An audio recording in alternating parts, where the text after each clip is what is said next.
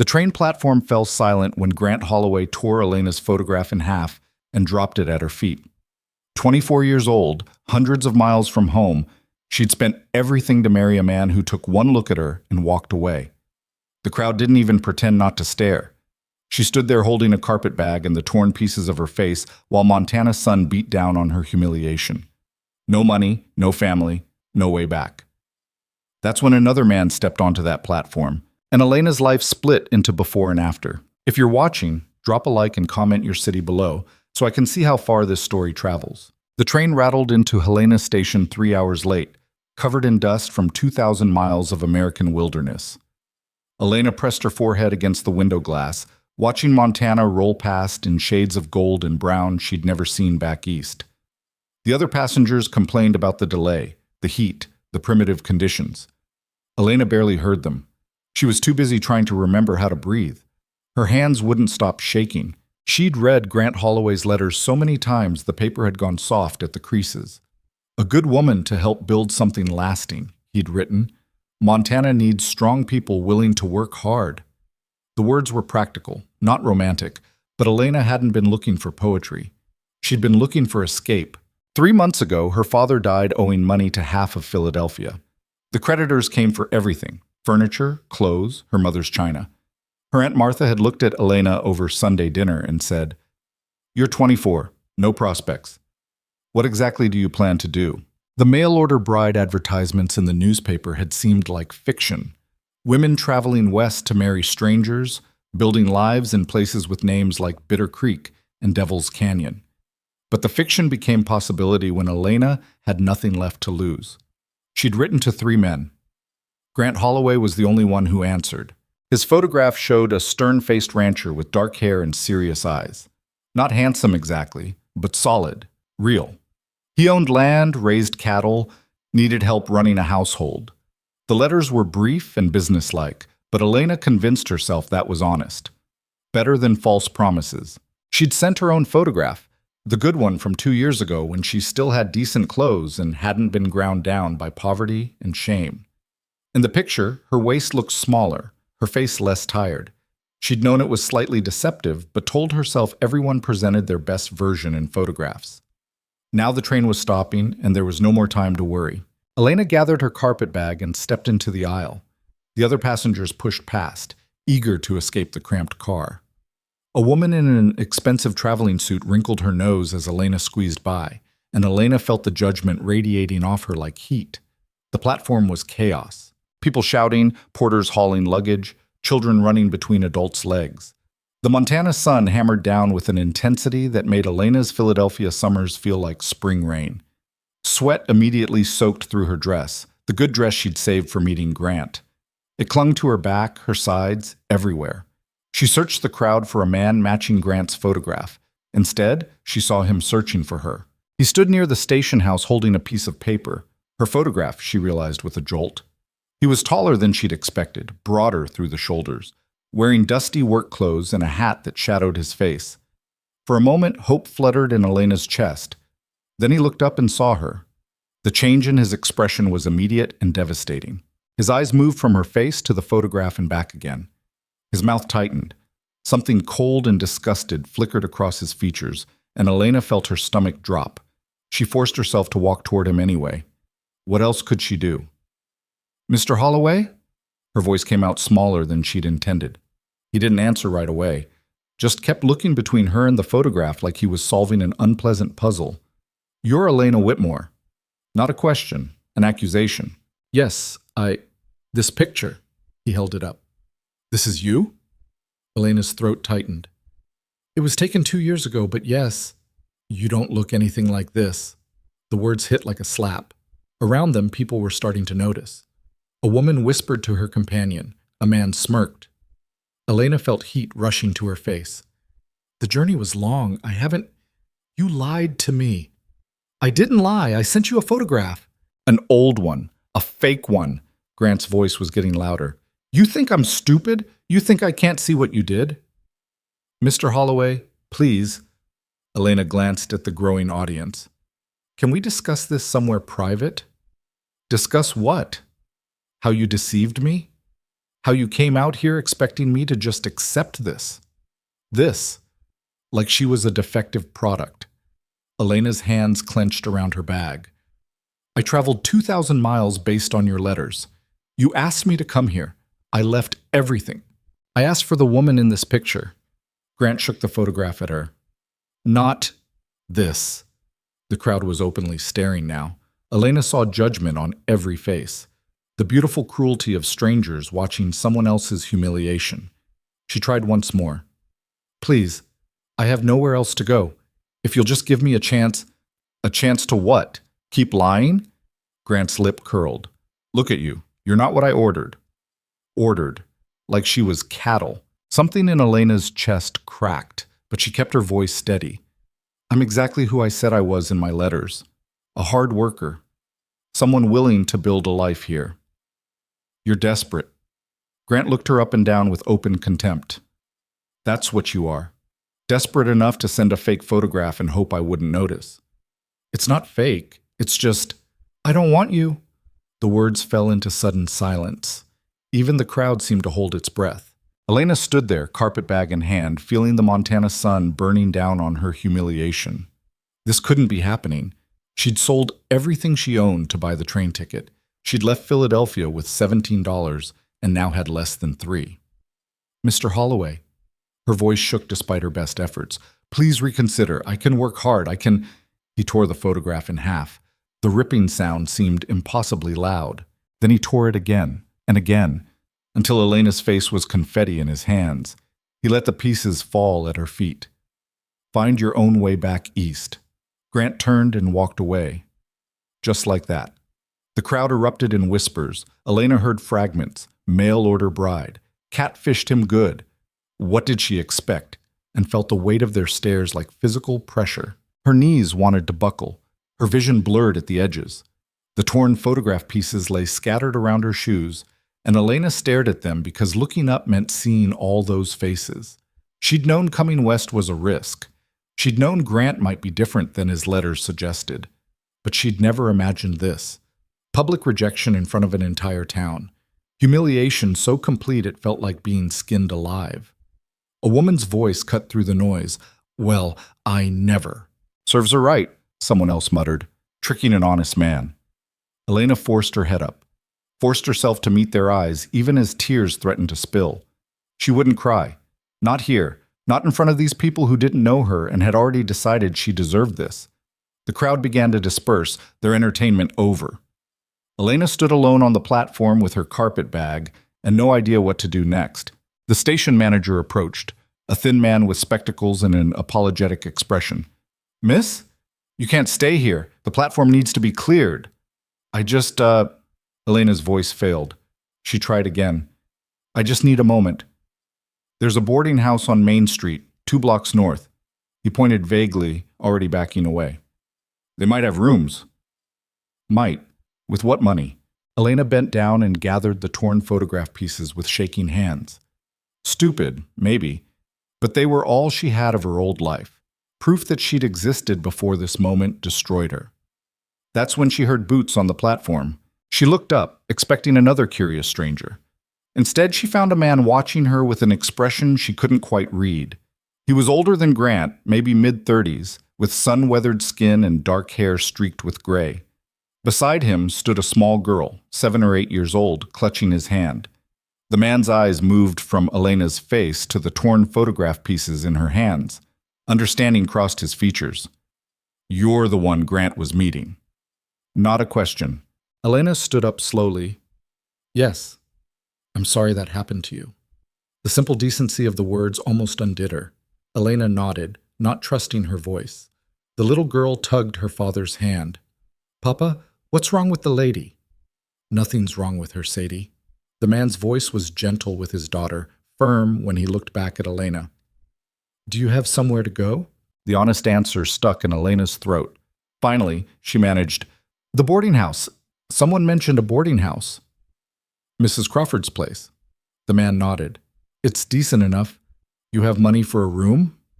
Elena opened her mouth to lie, but something in his steady gaze stopped her. No. Family back east who can send you money for a ticket home? No. The man studied her for a long moment. Elena lifted her chin and met his eyes, refusing to look away even though she wanted to disappear into the platform boards.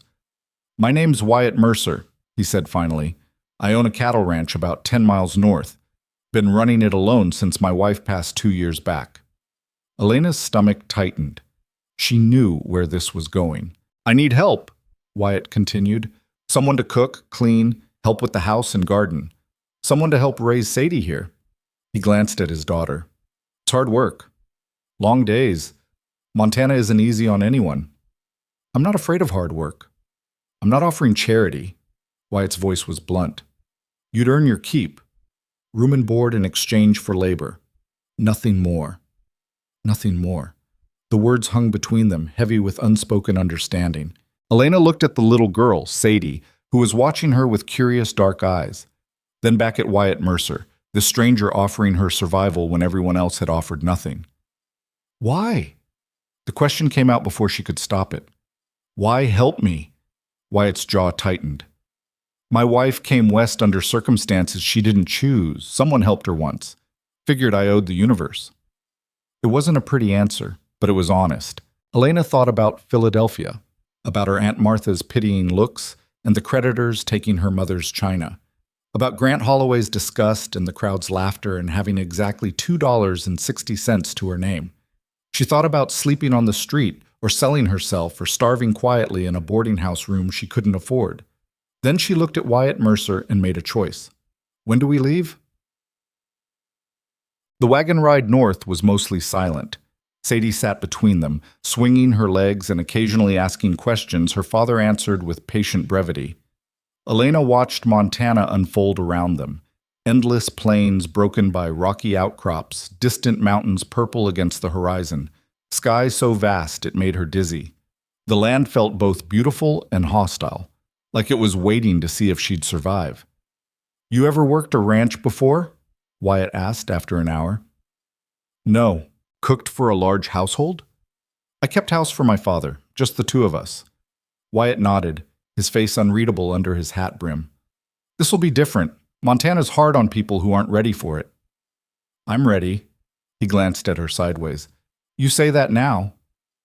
They passed a farmstead, a small house and barn that looked exhausted by sun and wind. A woman stood in the yard hanging laundry, and she stopped to watch them pass with open curiosity. Elena felt the weight of her stare. "Word spreads fast out here," Wyatt said, as if reading her mind. "Whole town probably knows about Grant by now."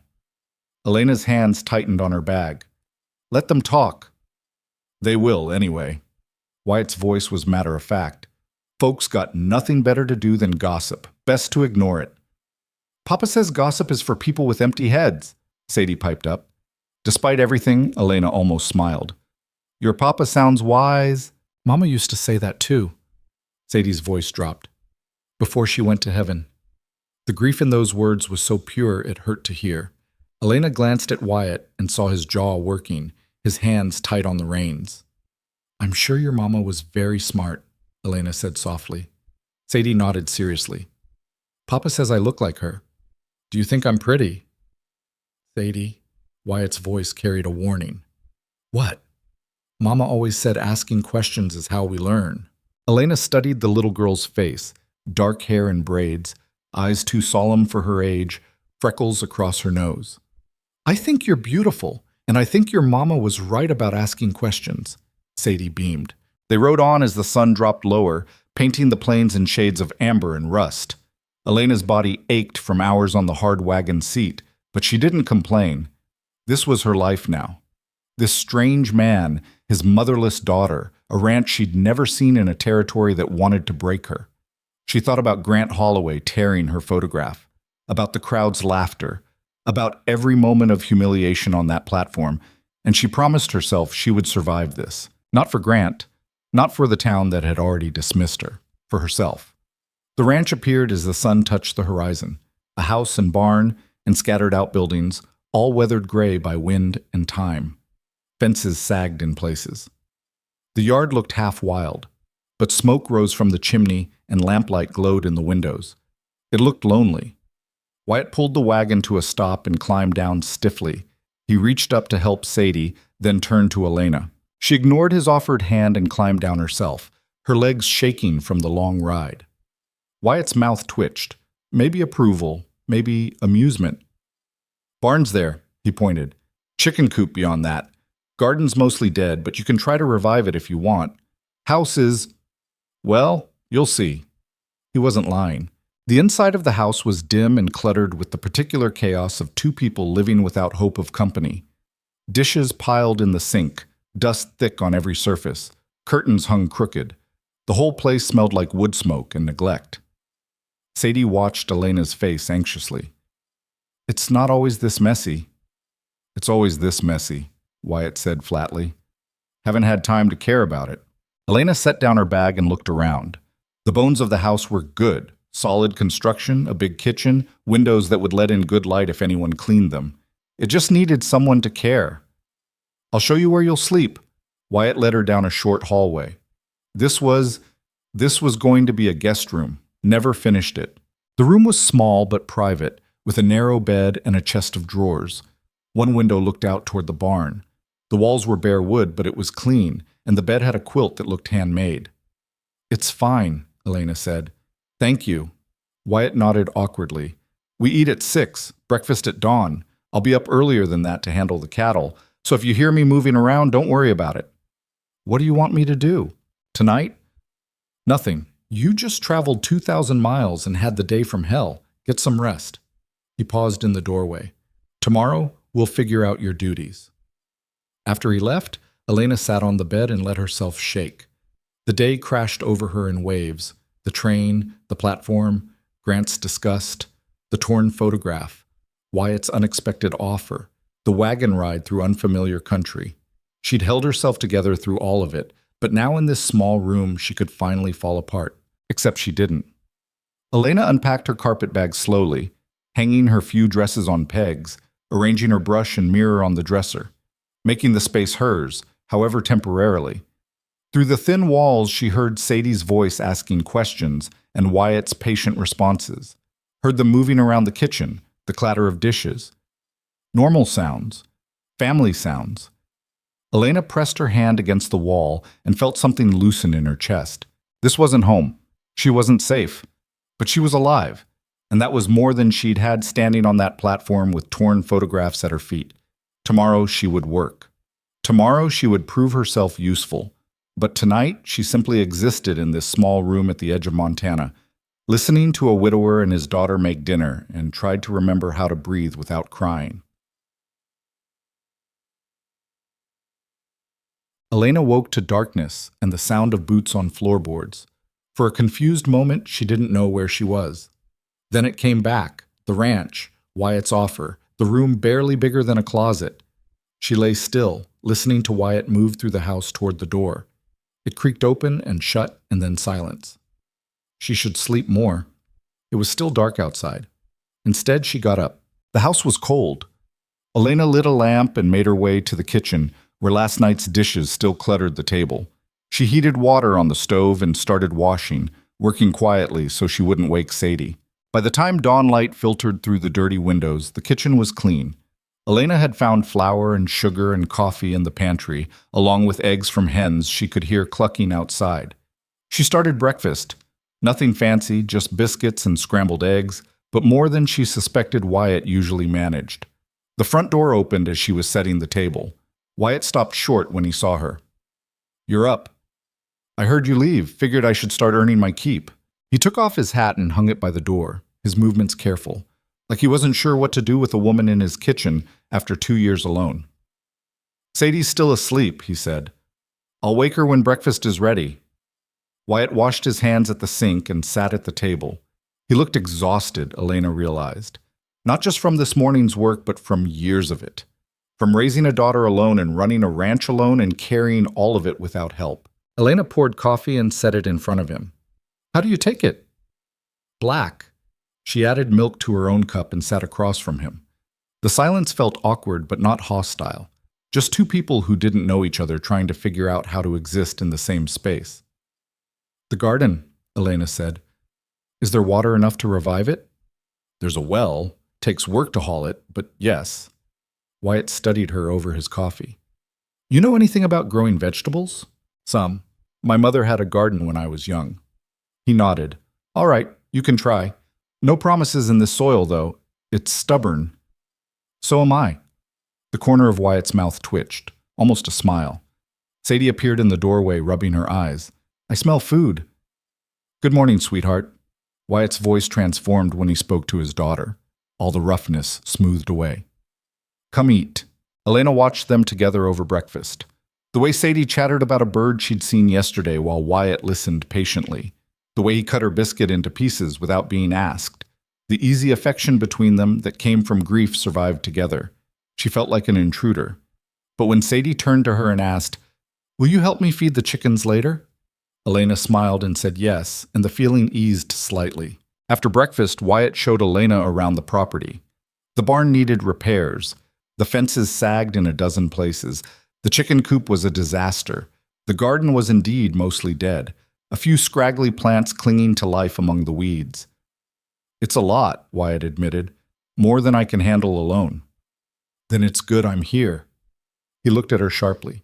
You don't owe me gratitude. This is a job, not a rescue. I know. Do you? His eyes were hard. Because I need someone who'll work, not someone who'll fall apart when it gets difficult. Elena felt heat rising in her face. I've already had the worst day of my life. Everything after this is just work. They stared at each other for a long moment. Then Wyatt nodded once and walked away to tend the cattle, leaving Elena alone with a dead garden and a mountain of labor. She started with the weeds. The Montana sun climbed higher, turning vicious. Sweat soaked through Elena's dress within an hour. Her hands blistered. Her back screamed. But she kept pulling weeds, kept hauling water from the well, kept working until the garden plot began to look like something intentional instead of abandoned. Around noon, Sadie brought her water and sat in the dirt beside her. You work like Mama used to, the little girl said. Papa says Mama could make anything grow. Elena paused, her hands muddy. What was her name? Catherine, but everyone called her Kate. Sadie pulled at a weed absently. She died when I was 5. I don't remember her very much anymore. The grief in those words was devastating in its simplicity. I'm sure she was wonderful, Elena said carefully. Papa doesn't talk about her much. It makes him sad. Sadie looked up at Elena with those two solemn eyes. Are you sad too? Sometimes. About the mean man at the train station? So Sadie had understood what happened. Elena shouldn't be surprised. Children always understood more than adults wanted them to. Yes, Elena admitted, but I'm trying not to be. Sadie nodded seriously. Papa says being sad is okay, but we can't let it stop us from living. That's what Mama would want. Elena's throat tightened. Your papa is very smart. I know. Sadie stood up and brushed dirt from her dress. I'll help you tomorrow. Papa says I need to learn how to work the land. She ran off toward the barn, leaving Elena alone with her thoughts and the half-revived garden. The afternoon stretched into evening. Elena worked until her body screamed for rest, then worked a bit more. When she finally went inside to start dinner, she found Wyatt at the table mending a harness, his hands moving with practiced efficiency. He looked up when she entered. Garden looks better. It'll look better still once things start growing. If they grow, they will. Wyatt's mouth twitched again, that almost smile that suggested he wasn't sure what to make of her. Elena cooked dinner, stew made from vegetables she'd found in the cellar and beef Wyatt had in the cold box. Simple food, but filling. They ate together at the table, Sadie chattering between bites, Wyatt quiet but present. It felt disturbingly normal. After dinner, Elena cleaned while Wyatt put Sadie to bed. She heard him reading to his daughter in a low voice, heard Sadie's sleepy questions and his patient answers. When he came back to the kitchen, Elena was finishing the last of the dishes. She likes you, Wyatt said abruptly. Elena's hands stilled in the wash water. I like her too. She hasn't had a woman around since Kate died. Her grandmother visits sometimes, but it's not the same. Elena dried her hands carefully. I'll do my best by her. I know you will. Wyatt leaned against the doorframe, studying her. You worked hard today, harder than I expected. I told you I wasn't afraid of work. Most people say that. Few actually mean it. Elena met his eyes. I mean it. They stood there at the lamplight, Two strangers bound by circumstance, trying to figure out if this desperate arrangement could possibly work. Elena felt the weight of the day pressing on her, the exhaustion, the uncertainty, the strange intimacy of sharing a house with people she didn't know. But she also felt something else, something that might have been hope if she let herself believe in it. "Get some rest," Wyatt said finally. "Tomorrow's another long day." Elena nodded and went to her small room. She lay in bed listening to the house settle around her, the unfamiliar sounds of a frontier ranch at night. She thought about Grant Holloway and the torn photograph. She thought about Wyatt Mercer's almost smile and Sadie's too solemn eyes. And she thought that maybe, just maybe, being rejected on that train platform had been the best thing that ever happened to her, even if it didn't feel that way yet. The first week passed in a blur of labor that left Elena's hands raw and her muscles screaming. She woke before dawn, worked until dark, and fell into bed too exhausted to dream. The ranch demanded everything. There was always something that needed fixing, cleaning, tending. The vegetable garden slowly came back to life under her stubborn care. The house began to look less like a place where two people merely survived and more like somewhere they might actually live. Sadie followed Elena everywhere, asking endless questions and offering help that was sometimes useful and often just company. The little girl showed her where the best eggs were hidden, which chickens were mean, how to tell when the bread was ready. Small pieces of knowledge that came from growing up on this land. Wyatt watched it all with an expression Elena couldn't quite read. He was a man of few words, communicating mostly in nods and grunts and the occasional direct instruction. But he wasn't cruel. When Elena's hands blistered from hauling water, he showed her how to wrap them properly. When she burned dinner the third night, distracted by a leak in the chicken coop, he ate it anyway and just said, "We've all had worse." On Sunday morning, Elena woke to find Wyatt already dressed in clothes that looked slightly less worn than usual. "Church is in town," he said when she came to the kitchen. "We go most weeks. Sadie likes the singing." Elena's stomach dropped. Town, where everyone had watched Grant Holloway tear her photograph, where they'd all whispered about the desperate mail-order bride who wasn't pretty enough. "I should stay here," she said quickly. "There's plenty of work. People will talk more if you hide." Wyatt's voice was matter-of-fact. "Better to show your face and let them see you're not ashamed." "I am ashamed." The words came out before Elena could stop them. Wyatt looked at her for a long moment, his dark eyes unreadable. "That man humiliated you in front of the whole town," he said finally. "But you didn't do anything wrong." "He did. I sent him an old photograph." "So what? You think every picture people send tells the whole truth? You think Grant Holloway's letter told you everything about who he really is?" Wyatt shook his head. "He's a coward who couldn't handle being disappointed. That's on him, not you." Elena felt something hot and painful behind her eyes. The town doesn't see it that way. The town sees what they want to see. You can't control that. He picked up his hat. "But you can control whether you let their gossip make you small. Your choice." He walked out, leaving Elena standing in the kitchen with her heart pounding. Sadie appeared in her nightgown, hair wild around her face. "Are you coming to church with us?" Elena looked at the little girl's hopeful expression and thought about hiding in this house for the rest of her life. Thought about letting Grant Holloway's cruelty define her forever.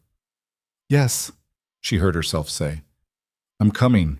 The church was a simple wooden building at the edge of Helena, its white paint peeling in places. Wagons and horses crowded the yard. People gathered in small groups, talking and laughing in the morning sun. Elena saw them notice Wyatt's wagon, saw the moment they recognized her. The whispers started immediately. Wyatt helped Sadie down first, then turned to Elena. She took his offered hand this time, grateful for the steadiness of it. Her legs felt shaky. "Head up," Wyatt said quietly. "You've got nothing to be ashamed of." They walked toward the church entrance. People stared openly. Two women Elena didn't know leaned close to each other, their eyes sharp with judgment. A man she vaguely recognized from the train station smirked. Then Elena saw Grant Holloway.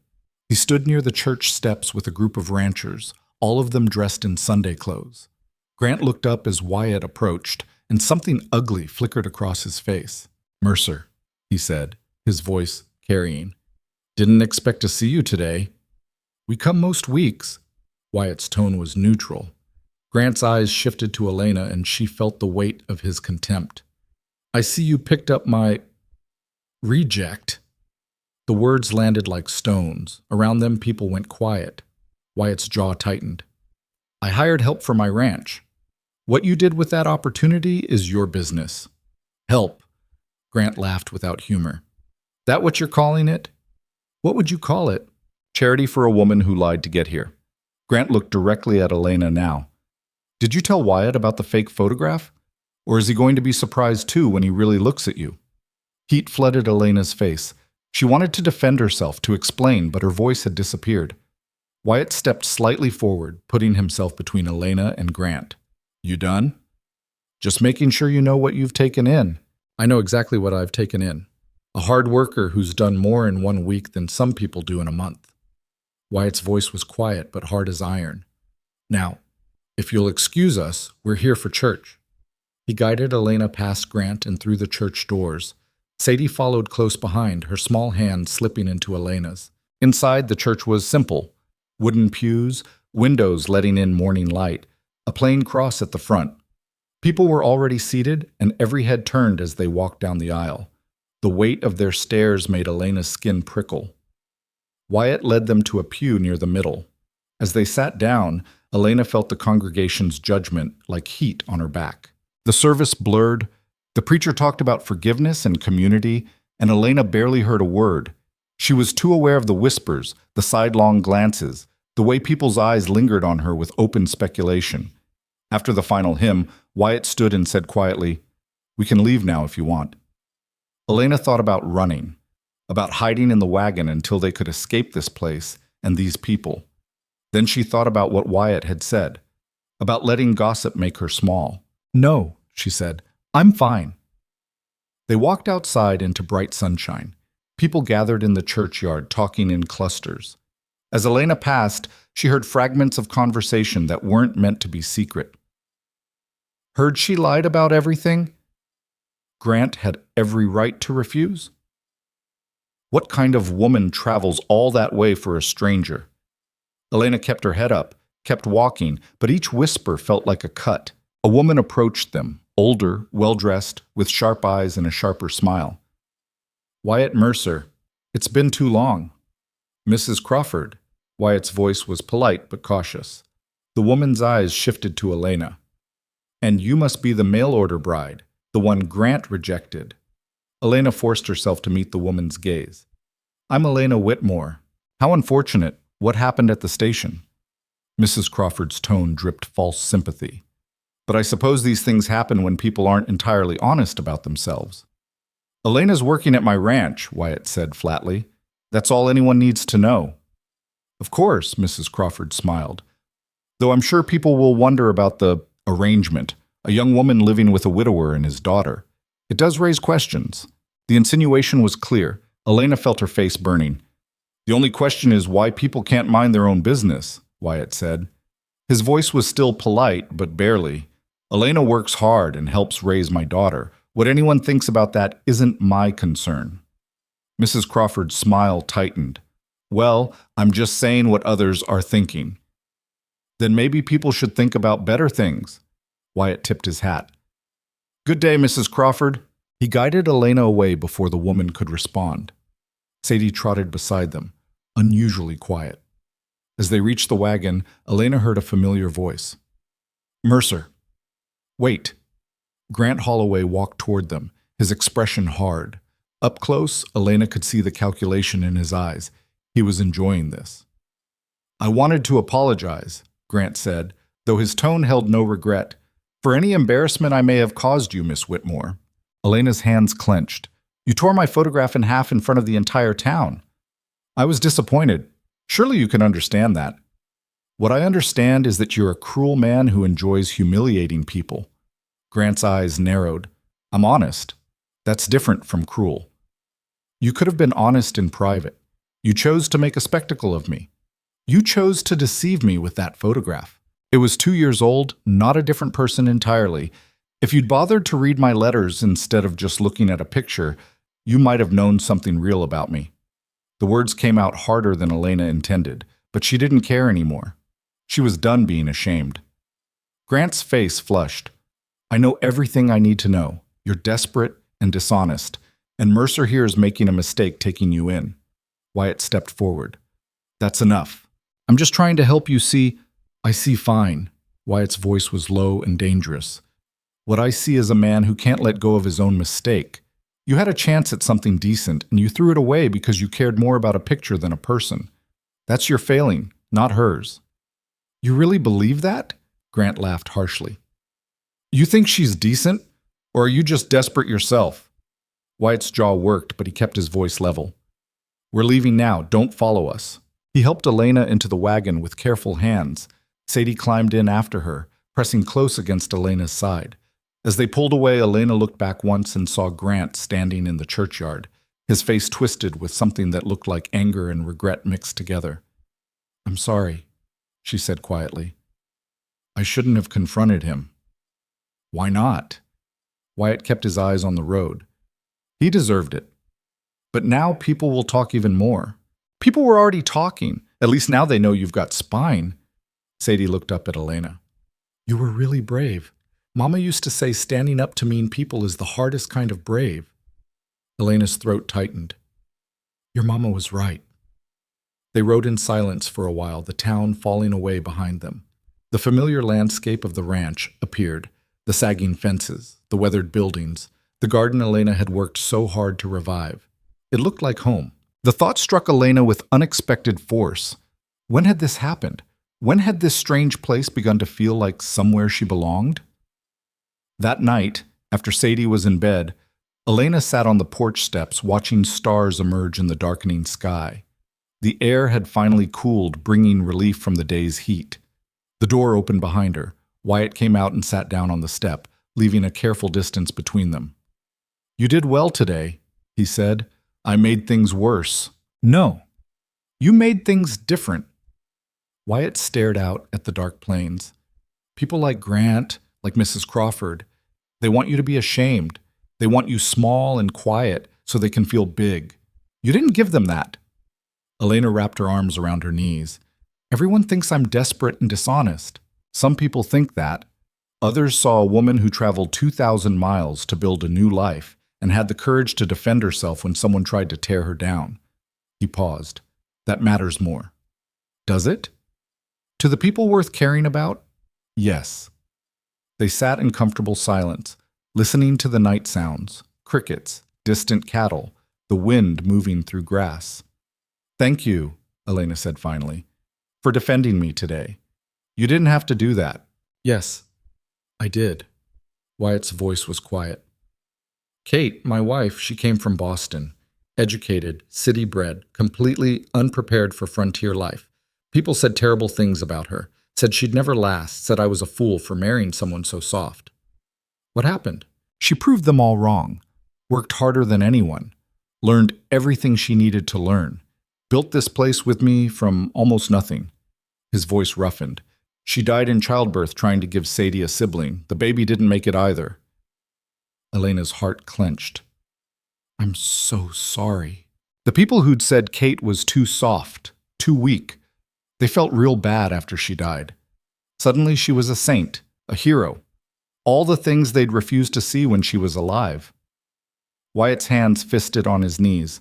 I learned something from that. People's opinions aren't worth much. What matters is who you actually are when it's hard. Elena thought about that, about Grant's rejection and the town's judgment and her own shame. Who am I? She asked. When it's hard? Wyatt looked at her directly. Someone who doesn't quit. Someone who works until her hands bleed and doesn't complain. Someone my daughter adores and who treats her with real kindness. He paused. That's who you are. The rest is just noise. Something in Elena's chest loosened, a knot she hadn't realized she'd been carrying. Thank you, she whispered. Wyatt nodded and stood up, brushing dust from his pants. Get some rest. Tomorrow's Monday, and Sadie's going to want help in the garden first thing. He went inside, leaving Elena alone with the stars and the quiet and something that felt almost like peace. The days took on a rhythm. Elena rose before dawn to start breakfast, worked in the garden through the morning heat, helped Sadie with her letters in the afternoon, cooked dinner as the sun dropped toward the horizon. The work was endless but satisfying in a way her life in Philadelphia had never been. Sadie bloomed under Elena's attention. The solemn little girl began to laugh more, talk more, ask questions with the fearless curiosity of a child who felt safe. She helped Elena in the garden, collecting seeds and pulling weeds and chattering about everything she observed. Why do carrots grow under the ground? How do chickens know when to lay eggs? If I plant a penny, will it grow into a money tree? Elena answered as best she could, and when she didn't know, she said so honestly. Sadie seemed to appreciate that even more than the answers. One afternoon, while they were shelling peas on the porch, Sadie asked, "Do you miss your home?" Elena thought about Philadelphia, about her father's debts and her aunt's judgment and the life that had slowly suffocated her. "No," she said truthfully. "I don't. Not even a little bit?" There wasn't much there worth missing. Sadie considered this seriously. "Papa says home isn't always where you start. Sometimes it's where you end up." "Your papa is very wise." "I know," Sadie grinned. "That's why I listen to him." Elena laughed, and Sadie joined in, and for a moment everything felt impossibly light. That evening, Wyatt came in from the north pasture, looking more tired than usual. He washed up silently and sat at the table with his shoulders tight. "Problem with the cattle?" Elena asked. "Lost 3 calves to something. Tracks suggest a mountain lion." He rubbed his face. "Can't afford to lose more." "What will you do?" "Hunt it. Drive it further into the mountains." He looked at Elena. "Means I'll be gone overnight. Maybe 2 nights. You comfortable staying here alone with Sadie?" Elena felt a flicker of nerves but pushed it down. "Of course." "There's a rifle over the mantel. You know how to shoot?" "No." Wyatt stood and got the rifle down, checking it with practiced efficiency. "Come outside. I'll show you the basics." They walked away from the house as the sun set. Wyatt set up empty cans on a fence post and showed Elena how to hold the rifle, how to sight down the barrel, how to breathe and squeeze rather than pull the trigger. "You're not going to be an expert in one lesson," he said. "But if something comes near the house and you need to scare it off, at least you'll know which end to point." Elena's first shot went wide. So did the second, but the third hit a can with a satisfying ping that made Sadie cheer from the porch. "Not bad," Wyatt said. "Try again." By the time full dark fell, Elena had hit 4 cans and felt marginally less terrified of the rifle. Wyatt showed her how to load it, how to clean it, where to store it safely away from Sadie. "You'll be fine," he said as they walked back to the house. "Probably nothing will happen, but if it does, I know what to do." He nodded, satisfied. That night, Elena lay awake, listening to unfamiliar sounds. The house creaked differently without Wyatt's presence. Every noise seemed amplified. Wind against the shutters, animals moving in the dark, her own heartbeat. She thought about mountain lions and isolation and being responsible for a 7-year-old child in the middle of Montana wilderness. Then she thought about the rifle over the mantel and Wyatt's confidence that she could handle this. Eventually, she slept. Wyatt left before dawn the next morning with supplies and his hunting rifle. Elena watched him ride north until he disappeared over a rise, then turned to face the day. She and Sadie fell into their routine: breakfast, chores, garden work. But without Wyatt's solid presence, everything felt slightly off balance. Elena found herself checking the horizon more often, listening for sounds that didn't belong. Around midday, a wagon appeared in the distance. Elena's stomach tightened. She called Sadie inside and watched from the window as the wagon approached. When it got close enough, she recognized Mrs. Crawford from church and another woman she didn't know.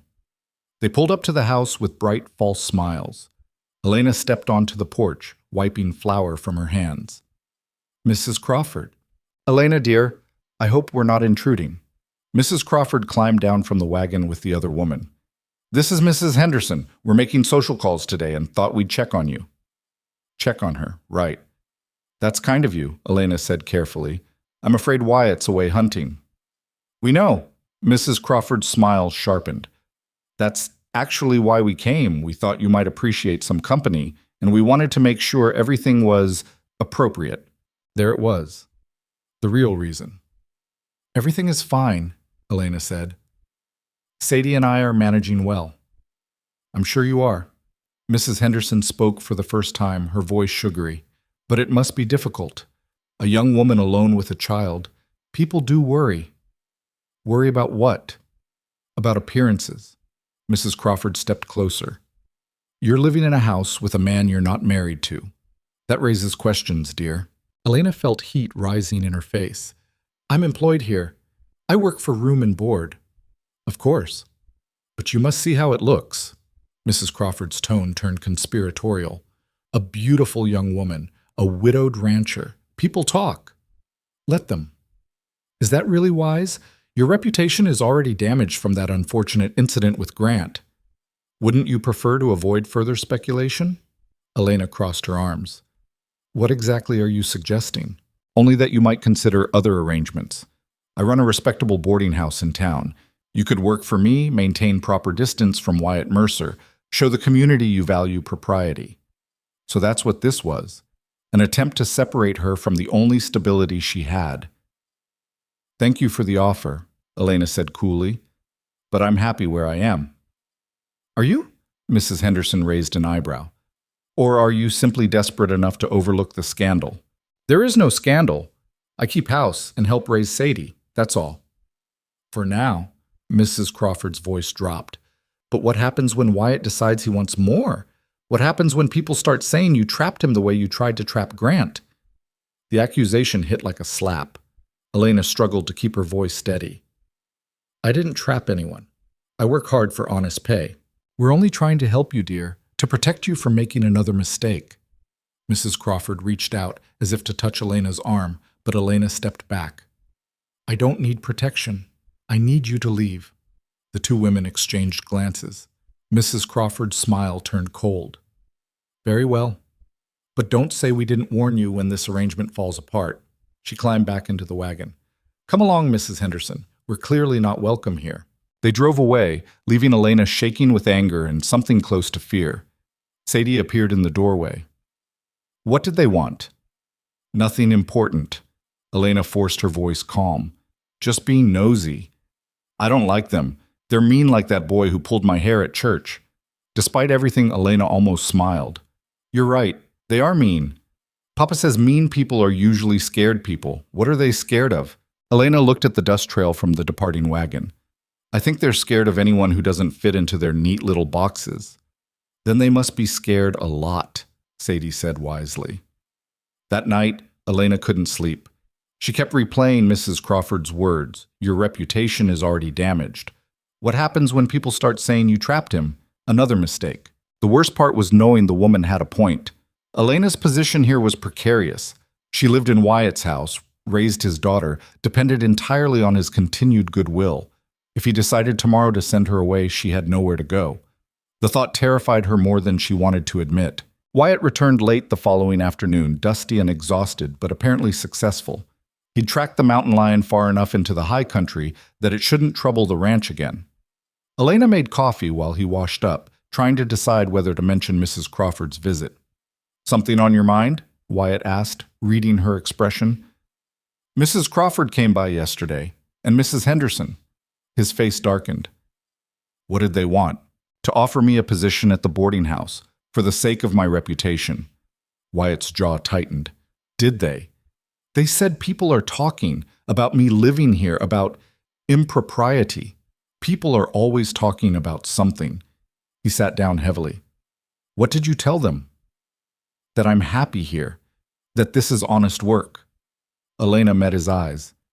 But they have a point, don't they? About appearances? You care what Mrs. Crawford thinks? I care what the whole town thinks. I care that Sadie might be affected by gossip about me. Wyatt was quiet for a long moment. When he spoke, his voice was careful.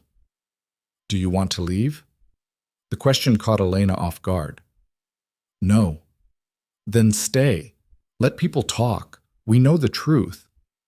But what if... Elena stopped, unsure how to voice her real fear. What if what? What if they're right? What if this is a mistake? Wyatt looked at her directly. Is it? For you? Elena thought about the last few weeks. The hard work and simple meals and watching Sadie laugh again. The quiet evenings on the porch and the satisfaction of seeing the garden come back to life. The way this place had started to feel like it might actually be hers. No, she said quietly. It's not a mistake. Then that's all that matters. But Elena couldn't quite believe that. She lay awake that night thinking about reputations and scandal and how quickly a woman could lose everything just by being in the wrong place with the wrong circumstances. The next Sunday, they went to church again. This time, Elena knew what to expect. The stares, the whispers, the weight of judgment. She held her head high and ignored all of it. Until Grant Holloway cornered her outside after the service. Elena. He stepped into her path as she walked toward Wyatt's wagon. I need to speak with you. I don't think that's a good idea. Please, just a moment. Something in his voice made her stop. She glanced toward Wyatt, who was helping Sadie into the wagon, then looked back at Grant. What do you want? Grant shifted uncomfortably. I've been thinking about what you said, about me being cruel. And maybe you were right.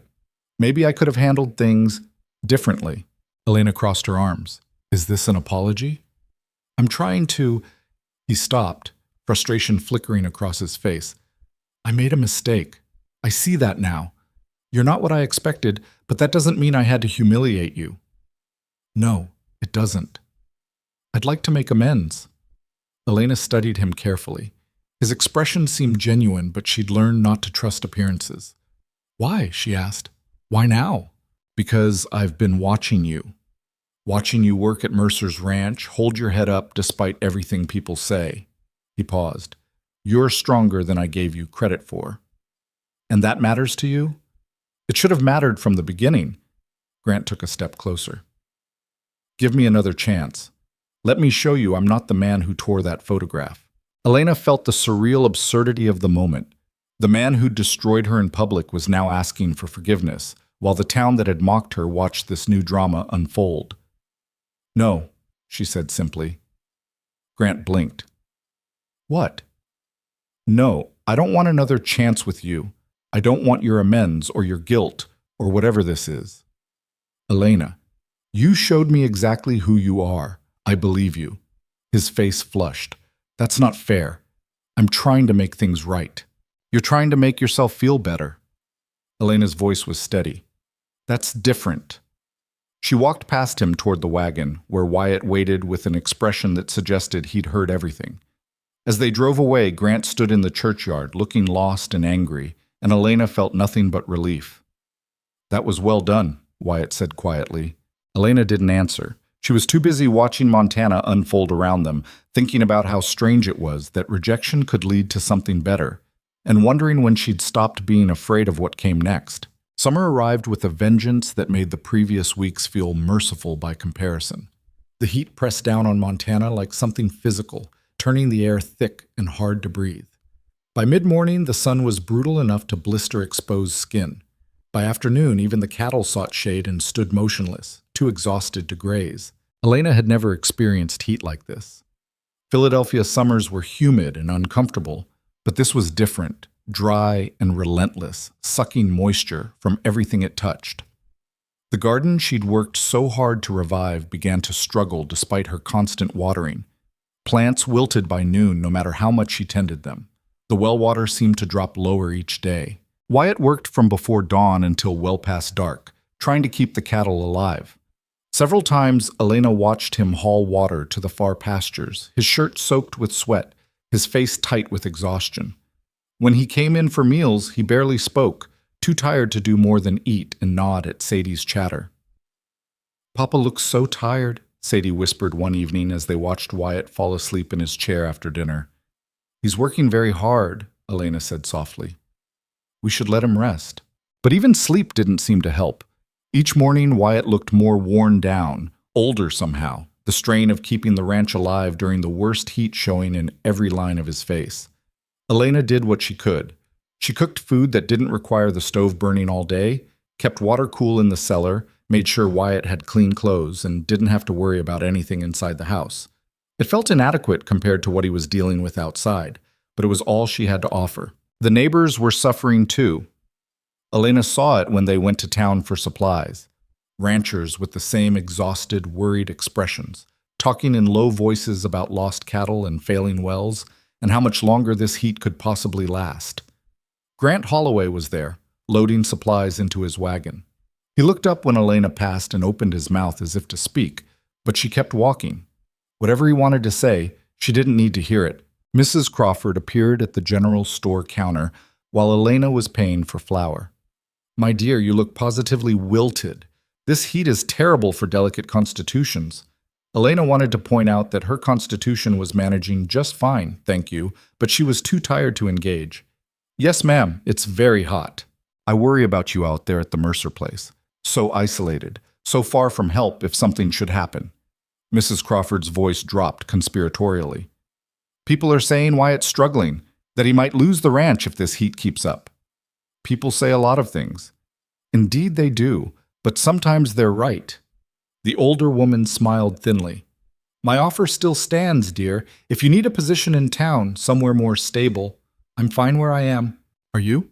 "Because from where I'm standing, you look like a woman one disaster away from being homeless again." The words hit harder than they should have, because Mrs. Crawford wasn't entirely wrong. If the ranch failed, where would Elena go? What would happen to her and Sadie? "Thank you for your concern," Elena said tightly, "but we're managing." She left before Mrs. Crawford could respond, her heart pounding with anxiety she couldn't quite shake. On the way back to the ranch, Sadie was unusually quiet in the wagon.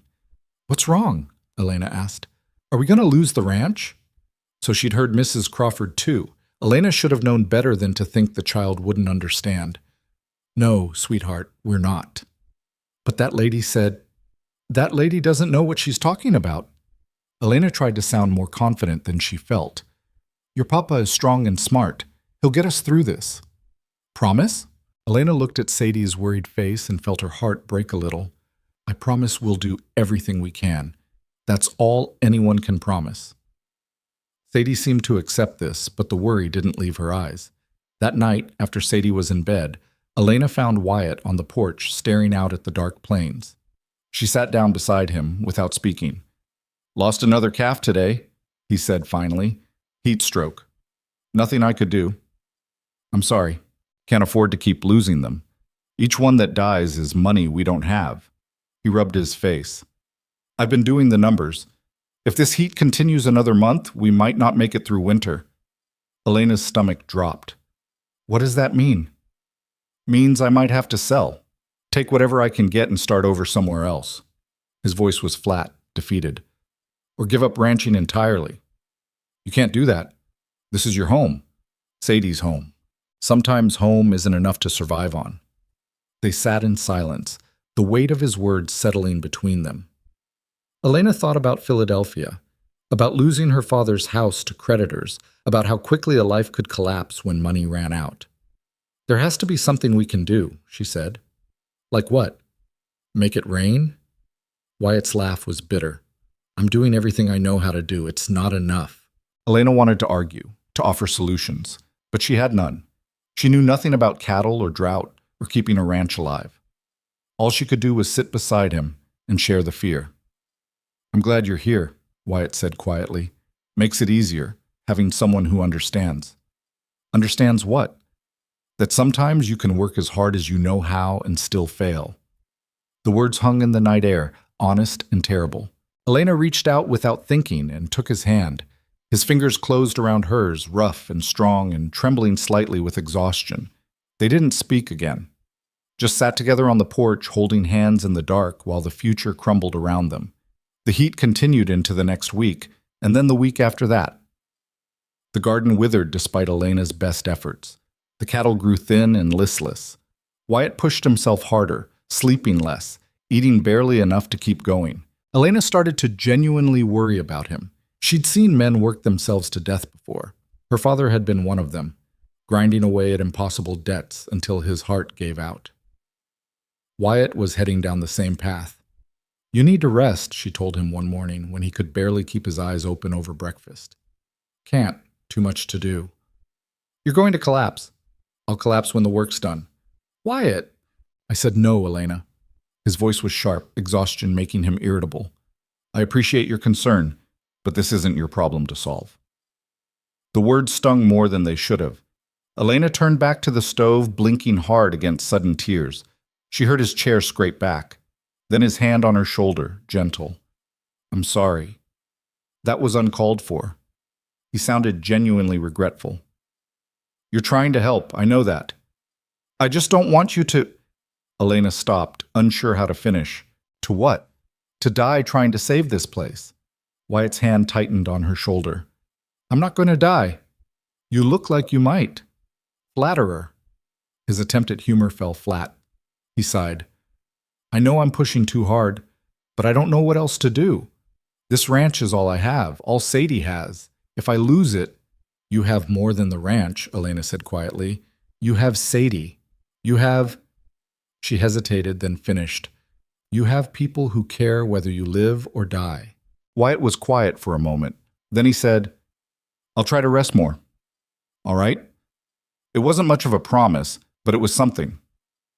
That afternoon, while Wyatt was in the north pasture and Sadie was supposed to be napping, Elena heard unusual sounds from the child's room. She went to check and found Sadie curled on her bed, crying into her pillow. Sweetheart, what's wrong? Sadie looked up with red, swollen eyes. I'm scared. Elena sat on the bed and pulled the little girl into her arms. Scared of what? That Papa's going to die like Mama did. That we're going to lose everything. Sadie's voice broke. That you're going to leave. Oh, honey, no. Elena held her tighter. Your Papa isn't going to die. He's just tired from working hard. But what if he does? What if something happens and it's just me again? The raw fear in Sadie's voice made Elena's chest ache. This child had already lost so much, her mother, her stability, her sense of safety. Now she was watching her father work himself to exhaustion and hearing adults talk about losing the ranch. Listen to me. Elena pulled back so she could look Sadie in the eye. Your Papa is strong. He's going to be fine. And even if things get hard, even if we have to leave this ranch, you're not going to be alone. You'll always have your Papa, and you'll always have me. Promise? It was a promise Elena had no business making. She wasn't Sadie's mother. She wasn't even family. She was an employee who could be dismissed at any moment. But looking at this frightened child, Elena couldn't bring herself to be practical. I promise, she whispered. I'm not going anywhere. Sadie clung to her, and Elena held on tight, hoping it was a promise she could keep. That night, Sadie developed a fever. It started as simple fussiness at dinner. She didn't want to eat, complained her head hurt, seemed unusually irritable. Elena felt her forehead and found it warm, but not alarmingly so. Probably just the heat getting to her, Wyatt said. Make sure she drinks plenty of water. But by bedtime, Sadie's skin was burning. Elena stripped her down to her nightgown and brought cool water from the well, wiping down the child's face and arms. I'm cold, Sadie whimpered, though she was clearly burning up. I know, sweetheart. Try to rest. Wyatt appeared in the doorway, his face tight with worry. How is she? Fever's high. Elena wrung out the cloth and placed it on Sadie's forehead. When did Kate get sick? Was it sudden like this? No, she was fine until labor started. He moved closer, reaching out to touch Sadie's cheek. This is different. Should we get the doctor? Wyatt's jaw worked. Doctor's in Helena. 4 hours there, 4 hours back if I ride hard. By the time I got there and back... He didn't finish the sentence. Elena understood. In 8 hours, anything could happen. Then we handle it ourselves, she said, trying to sound more confident than she felt. They took turns through the night, cooling Sadie's skin, forcing small sips of water between her lips, changing her nightgown when sweat soaked through it. The fever climbed higher. By midnight, Sadie was delirious, calling for her mother, crying about things that made no sense. Wyatt sat beside the bed with his head in his hands, and Elena could see the terror in every line of his body. This is how it started with Kate, he said hoarsely. She was fine, and then she wasn't, and then she was gone, just like that. This isn't the same. How do you know? He looked up at her with haunted eyes. How do you know this isn't the same? What if I lose her too? What if I lose everyone? Elena had no answer. She could only keep cooling Sadie's skin, keep trying to bring the fever down, keep fighting against something she didn't understand. Around 2 a.m, Sadie's fever spiked so high that she started convulsing. Elena held her down while Wyatt ran for more cold water, her heart hammering with fear. The little girl's eyes rolled back, her body jerking uncontrollably. No, no, no. Elena heard herself saying it over and over. Stay with us, Sadie. Please stay with us. Wyatt returned with the water and they worked together, their hands shaking, both of them terrified beyond words. After what felt like hours but was probably only minutes, the convulsion stopped. Sadie went limp, her breathing shallow but steady. Wyatt sank to the floor beside the bed, his face in his hands. Elena saw his shoulders shaking and realized he was crying, silent, wrenching sobs he was trying to hold back. She knelt beside him and wrapped her arms around him.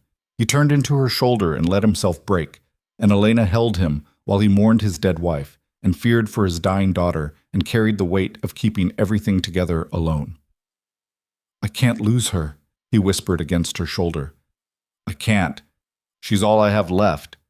"You're not going to lose her. We're not going to let that happen." "You don't know that." "No, but I know we're going to fight like hell to keep her here." Wyatt pulled back, his eyes red and wet. "Why are you doing this? Why do you care so much?"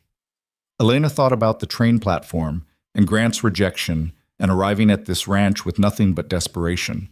She thought about Sadie's questions and laughter and the way she'd asked if she could call Elena Mama someday. "Because she's important," Elena said simply. "Because you're both important to me." Something shifted in Wyatt's expression. He opened his mouth as if to say something, then closed it again and just nodded. They returned to their vigil. Elena lost track of time. There was only the rhythm of cooling water and forcing liquids and checking Sadie's temperature. The night stretched endlessly. Around 4 in the morning, the fever finally began to break. Sadie's skin gradually cooled. Her breathing deepened. The terrible flush faded from her cheeks. When Elena checked her temperature again, it had dropped noticeably. "It's breaking," she whispered, afraid to say it too loud in case it wasn't real. Wyatt felt Sadie's forehead himself, his hand shaking. "You're right. It's coming down." They looked at each other across the bed, exhaustion and relief warring on both their faces. "We did it," Elena said. "You did it." Wyatt's voice was rough. "I was falling apart. You kept us together. We kept each other together." Sadie stirred and opened her eyes, truly opened them, clear and aware for the first time in hours. "Papa?" "I'm here, baby." Wyatt gripped her hand. "I'm right here." "I had bad dreams." "I know, but you're awake now. The dreams are over." Elena stood up on shaking legs. "I'll get her some broth. She needs to eat something." In the kitchen, she braced herself against the counter and let the tears come. Relief and exhaustion and something else she couldn't quite name poured out of her in silent sobs. She'd been so afraid, more afraid than she'd ever been in her life. When she finally pulled herself together and returned with the broth, Wyatt had climbed into bed beside Sadie, holding her carefully while she dozed. He looked up when Elena entered. "Thank you," he said quietly, "for everything." Elena set down the broth and sat in the chair beside the bed. "You don't have to thank me." "Yes, I do. You saved her life tonight. You saved both of us." "I just did what needed doing." "No, you did more than that." Wyatt's eyes were intense despite his exhaustion. "You could have panicked. You could have fallen apart. Instead, you stayed calm and kept fighting and wouldn't let either of us give up." Elena didn't know what to say to that. Wyatt shifted Sadie gently and stood up. "Get some rest. I'll watch her for a while." "You need rest too. I know. But right now I need to hold my daughter and convince myself she's really all right." His voice cracked slightly. "Please, Elena. Let me have this." So Elena went to her small room and lay down on her bed without even removing her shoes. She was asleep within seconds. She woke to afternoon sunlight streaming through the window. For a confused moment, she couldn't remember why she felt so exhausted, why her body ached like she'd been beaten. Then it came back. Sadie's fever, the endless night, the terrible fear. Elena stumbled to Sadie's room and found both father and daughter asleep in the bed. Wyatt curled protectively around his little girl. Sadie's color looked better. Her breathing was normal. She was going to be all right. Elena felt her knees go weak with relief. She sat down carefully in the chair and just watched them sleep, this small family that had somehow become hers. When Wyatt woke an hour later, he found Elena still sitting there. "How long have you been watching us?" he asked groggily. "Not long. I wanted to make sure she was really okay." He checked Sadie's forehead. "Fever's completely gone. Color's coming back." He looked at Elena with something in his eyes she couldn't quite read. She's going to be fine. Yes. Because of you. Because of both of us. Wyatt shook his head slowly. You keep saying that, but we both know you're the one who kept a clear head. I was useless last night. Worse than useless. I was falling apart. You were scared. Any parent would be. Kate used to say fear was just love with nowhere to go. His voice was soft. I think she was right about that. Elena's throat tightened. She sounds like she was wise. She was, about most things anyway. Wyatt stood carefully, not wanting to wake Sadie. Come outside for a minute. I need to talk to you. They walked out to the porch, where the afternoon heat hit like a wall. But somehow it felt less oppressive than it had in weeks. Or maybe Elena was just too tired to care. Wyatt leaned against the porch rail, looking out at the ranch. I've been thinking about what you said last night. I said a lot of things. About me having more than the ranch. About having people who care. He turned to face her. You meant yourself. It wasn't a question, but Elena answered anyway. Yes. Why? The question was so blunt it caught her off guard. What do you mean, why? I mean, why do you care? You've been here barely 2 months. You work for room and board. You don't owe us anything beyond that, so why do you care whether I live or die? Why did you fight so hard to save Sadie? Elena struggled to find words. I don't know. I just do. That's not an answer. It's the only one I have. She met his eyes. Sometimes caring doesn't come with reasons. It just happens. Wyatt studied her for a long moment. You're not what I expected. What did you expect? Someone temporary. Someone who'd stay long enough to earn some money and then leave for something better. He paused. Instead, I got someone who feels permanent, even though nothing says you should. The word permanent hung between them, heavy with implications neither of them seemed ready to address. Is that a bad thing? Elena asked finally. No, it's just... Wyatt ran a hand through his hair. It's complicated. Why? Because I hired you to work, not to become part of the family, because people are already talking about impropriety, because... He stopped, seeming to struggle with something. Because I'm starting to think about you in ways I probably shouldn't. Elena's heart stuttered. What kind of ways? Ways that aren't about keeping house or raising Sadie. His voice was rough. Ways that make this whole situation a lot more complicated than it should be. They stared at each other, the confession hanging in the air between them. Elena knew she should say something, should address what he was admitting, but her throat had closed and her mind had gone blank. Before she could force words out, Sadie called from inside. Papa, I'm thirsty. The moment broke. Wyatt turned toward the house. We should talk about this later, when we're not so exhausted we can barely think straight. Yes, later. But even as Elena followed him inside to tend to Sadie, she knew the conversation would haunt her. Because Wyatt wasn't the only one thinking about things he probably shouldn't. Somewhere in the last 2 months, between the garden and the meals and the quiet evenings on the porch, Elena had started caring about this ranch and this family in ways that went far beyond employee and employer. She'd started caring about Wyatt in ways that had nothing to do with gratitude or survival, and that terrified her more than any fever ever could. Sadie recovered slowly over the next few days, her strength returning in small increments. She slept most of the first day, waking only for sips of broth and water before drifting off again.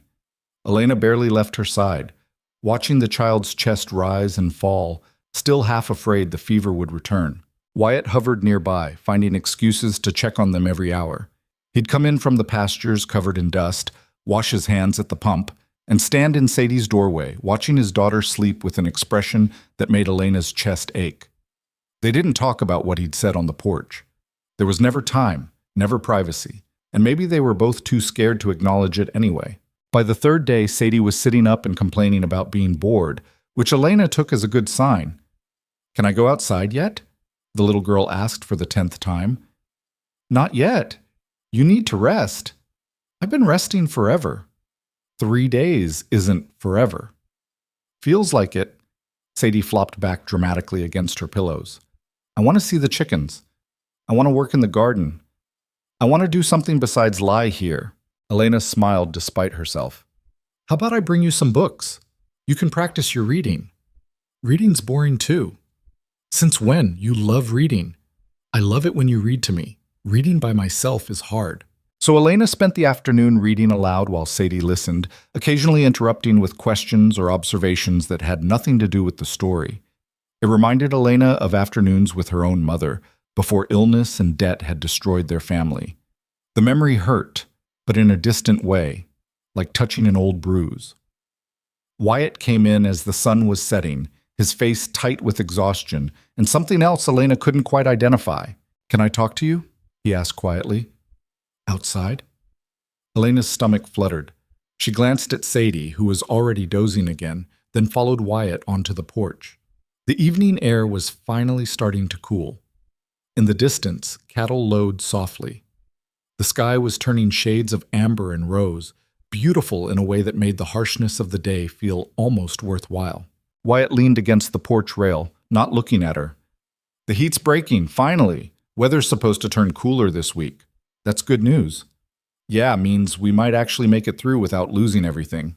He paused. "Barely, but we'll make it." Elena waited, sensing there was more. "I've been thinking about what I said before Sadie got sick." He turned to face her now. "About things being complicated." "Wyatt, you don't have to—" "Let me finish. Please." He took a breath. "When Kate died, I promised myself I wouldn't do this again. Wouldn't let myself care about anyone that way. It hurt too much losing her.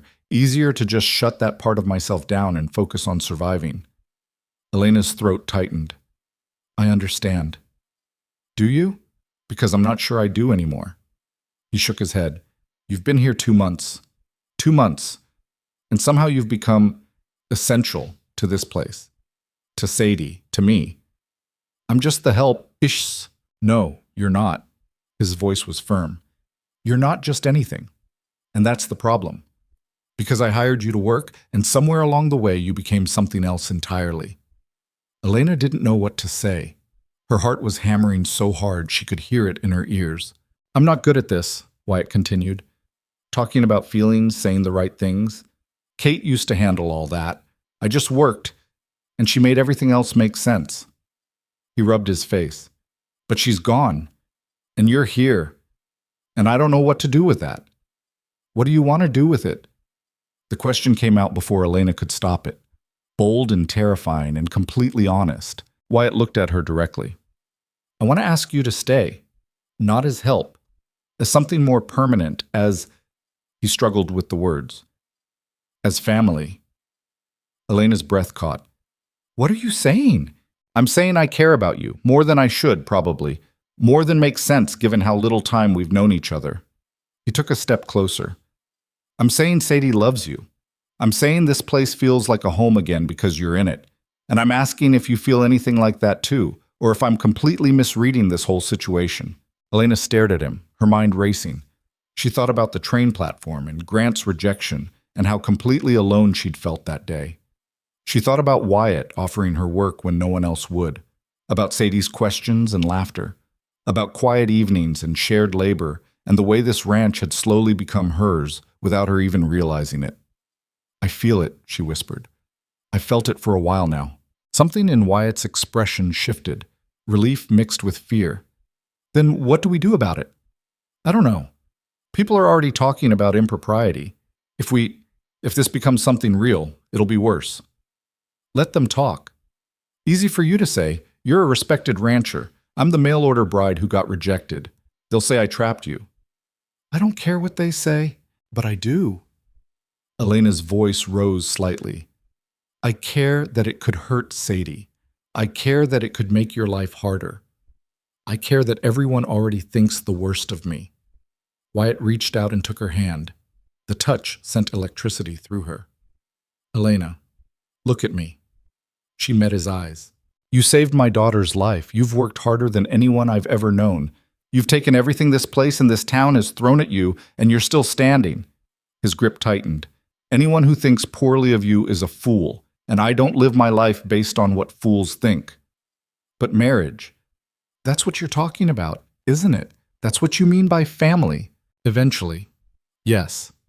He didn't flinch from it. Not tomorrow. Not until you're ready. But yes, that's what I'm asking. If you consider building a real life here, with me, with Sadie. Elena felt tears burning behind her eyes. I came here with nothing. I'm still nothing. I have no dowry, no family, no... You have yourself. That's more than enough. You barely know me. I know you work until your hands bleed. I know you stood up to Grant Holloway in front of the whole town. I know you fought for Sadie's life like she was your own child. Wyatt's voice was rough with emotion. I know enough. Elena wanted to say yes. Every part of her wanted to say yes. But fear held her back. Fear of being hurt again. Fear of being rejected again. Fear that this was too good to be real. I need time, she said finally, to think about this. To be sure. Disappointment flickered across Wyatt's face, but he nodded. Take all the time you need. I'm not going anywhere. He released her hand and went inside, leaving Elena alone on the porch with her racing thoughts and pounding heart. She sat down on the steps and watched the last of the sunset fade.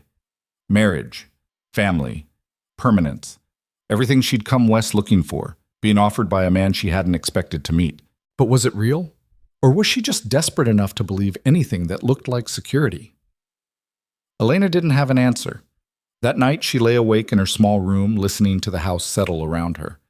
Through the thin walls she could hear Wyatt moving quietly, checking on Sadie, then settling into his own room. The sounds were familiar now, comforting in their routine. She thought about what it would mean to stay here permanently, to be Wyatt's wife, to be Sadie's mother, to claim this place as truly hers. The idea terrified and thrilled her in equal measure. The next morning, Elena woke to find Sadie standing beside her bed. Did I wake you? The little girl asked. Elena sat up, her heart still racing from being startled. It's all right. Are you feeling better? Much better. Papa said I can go outside today if I promise to rest. Sadie climbed onto the bed uninvited, settling beside Elena like it was the most natural thing in the world. Can I ask you something? Of course. Are you going to marry Papa? Elena's breath caught. What makes you think that? I heard you talking last night. I wasn't trying to listen, but the walls are thin and you were right outside my window. Sadie looked at her seriously. Are you? Elena struggled for the right words. I don't know yet. Your papa asked me to think about it. But you want to, right? It's complicated, sweetheart. Why? You like us. We like you. Isn't that enough? If only it were that simple. Elena smoothed Sadie's hair back from her face. It's enough for liking each other, but marriage it's permanent. It's promising to stay together no matter what happens. That's a big promise. Mama and Papa made that promise. They were happy. I know they were. Don't you want to be happy? The question was so innocent it hurt. Yes, but I also want to be sure. I don't want to make a mistake. Sadie frowned. You think Papa's a mistake? No, not at all. Elena stopped, realizing she was explaining this badly. I want to make sure I'm choosing him for the right reasons, not because I'm scared or desperate or have nowhere else to go. But you do have somewhere to go now. You could leave if you wanted to. Mrs. Crawford said she'd give you a job. Sadie's voice dropped. You haven't left. Doesn't that mean you want to stay? The child's logic was surprisingly sound. Elena had stayed through gossip, through back-breaking work, through Sadie's fever and Wyatt's near collapse from exhaustion. She'd had chances to leave. She hadn't taken them. You're very smart, Elena said softly. I know. Mama said that too. Sadie leaned against her. I hope you say yes. I like having you here. It feels like we're a family again. Elena wrapped her arm around the little girl and held on tight, her heart breaking and mending at the same time. Later that morning, while Elena was working in the garden and Sadie was resting in the shade, a wagon appeared on the road.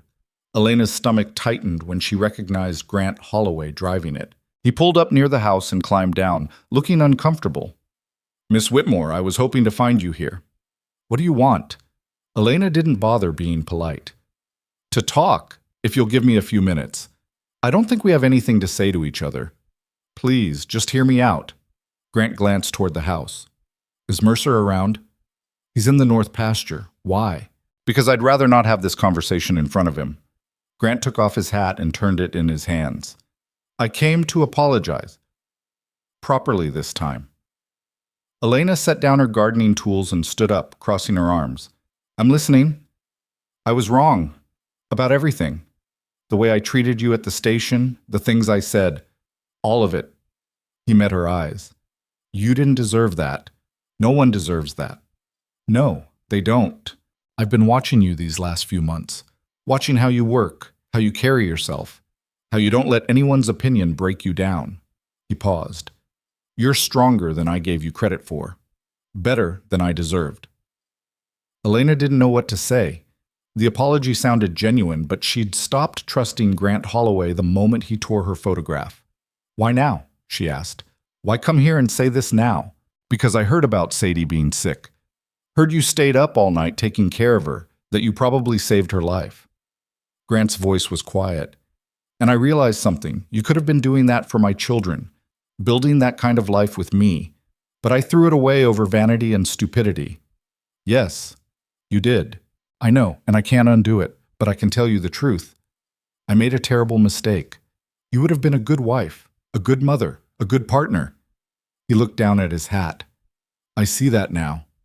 Too late, but I see it. Elena studied him carefully. There was genuine regret in his expression, real pain in his voice. Part of her wanted to feel vindicated. This was Grant Holloway admitting he'd been wrong, admitting she had value after all. But mostly, she just felt tired. Thank you for saying that, she said finally. It means something to hear it. Does it mean enough for you to reconsider? To give me another chance? Elena blinked. What? I'm asking you to marry me. For real this time. Grant stepped closer. I know I don't deserve it. I know I ruined everything. But I'm willing to work for it. To prove I'm not the man who acted like a fool at that station. Grant, I can give you a good life, a nice house in town, stability, respect. You wouldn't have to work yourself to exhaustion on a struggling ranch. You could have everything you came west looking for. For a moment, Elena was too stunned to respond.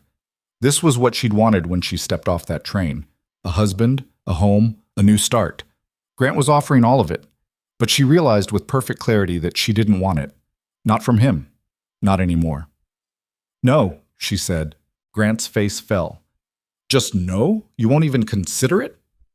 There's nothing to consider. You're right that you made a terrible mistake, but that mistake showed me exactly who you are when things don't go your way. I can't build a life with someone like that. People change. Maybe. But I don't trust that you have. And even if you did, Elena paused, searching for the right words. I don't love you. I probably never would. Marriage should be more than just security and convenience. And Mercer? Grant's voice turned sharp. You love him? Elena's first instinct was to deny it. Then she stopped and really thought about the question. Did she love Wyatt? Or was she just grateful, just desperate, just settling for the first decent option? She thought about Wyatt's careful hands checking Sadie's fever, about the way he'd broken down and cried in her arms, about quiet evenings on the porch and his almost smile and the way he looked at her like she mattered. Yes, she said quietly. I think I do. The admission surprised her as much as it surprised Grant. Then you're a fool, Grant said harshly. Mercer's ranch is barely surviving. He can't give you anything close to what I can offer. He gives me respect. He gives me honesty. He gives me a choice. Elena met Grant's eyes steadily. That's more than you ever did. Grant stared at her for a long moment, anger and hurt warring on his face. Then he put his hat back on and climbed into his wagon. I hope you know what you're doing, he said. So do I. He drove away without looking back. Elena watched until he disappeared, then turned to find Sadie standing on the porch. How much did you hear? Elena asked. All of it, Sadie grinned. You told him no. You picked us. Yes, I did. Sadie ran down the steps and threw her arms around Elena's waist. I'm so glad. I didn't want you to leave. Elena held the little girl close, her heart full of something that felt like certainty for the first time since arriving in Montana. That evening, when Wyatt came in from the pastures, Sadie immediately told him about Grant's visit. He asked her to marry him, and she said no because she loves us, Sadie announced proudly. Wyatt's eyes shot to Elena. Is that true? Elena felt her face heating. Sadie's simplifying somewhat. Which part? The proposal or the refusal? Both. Neither. It's complicated. Wyatt sent Sadie to wash up for dinner, then turned to Elena with an expression she couldn't quite read. Grant Holloway proposed to you. Yes. And you said no. Yes. Because you love us. He said it carefully, like he was testing the words. Elena took a breath. This was it. The moment to either be honest or run away. She'd spent her whole life running, from debt, from shame, from anything that felt too hard. She was tired of running. Because I love you? She corrected quietly. Both of you. I didn't mean to. It just happened. Wyatt closed the distance between them in 2 strides. Say that again. I love you. I love Sadie. I love this ranch and this life, and he kissed her. It wasn't gentle or hesitant. It was fierce and desperate and full of everything they'd both been holding back. Elena's hands came up to grip his shirt, pulling him closer, and Wyatt's arms wrapped around her like he was afraid she might disappear. When they finally broke apart, both breathing hard, Wyatt rested his forehead against hers. Marry me, he said. Not eventually. Now. Soon as we can arrange it. The town will say soon. I don't care what the town says. I love you. I want you to be my wife, Sadie's mother, my partner in all of this. His hands cupped her face. Please say yes. Elena thought about all the reasons she should be cautious, all the ways this could go wrong, all the people who would judge and gossip and say terrible things. Then she thought about Wyatt's hands on her face and Sadie's arms around her waist and the garden she'd brought back to life and the home she'd helped build. Yes, she said. Yes, I'll marry you. Wyatt's smile was like sunrise.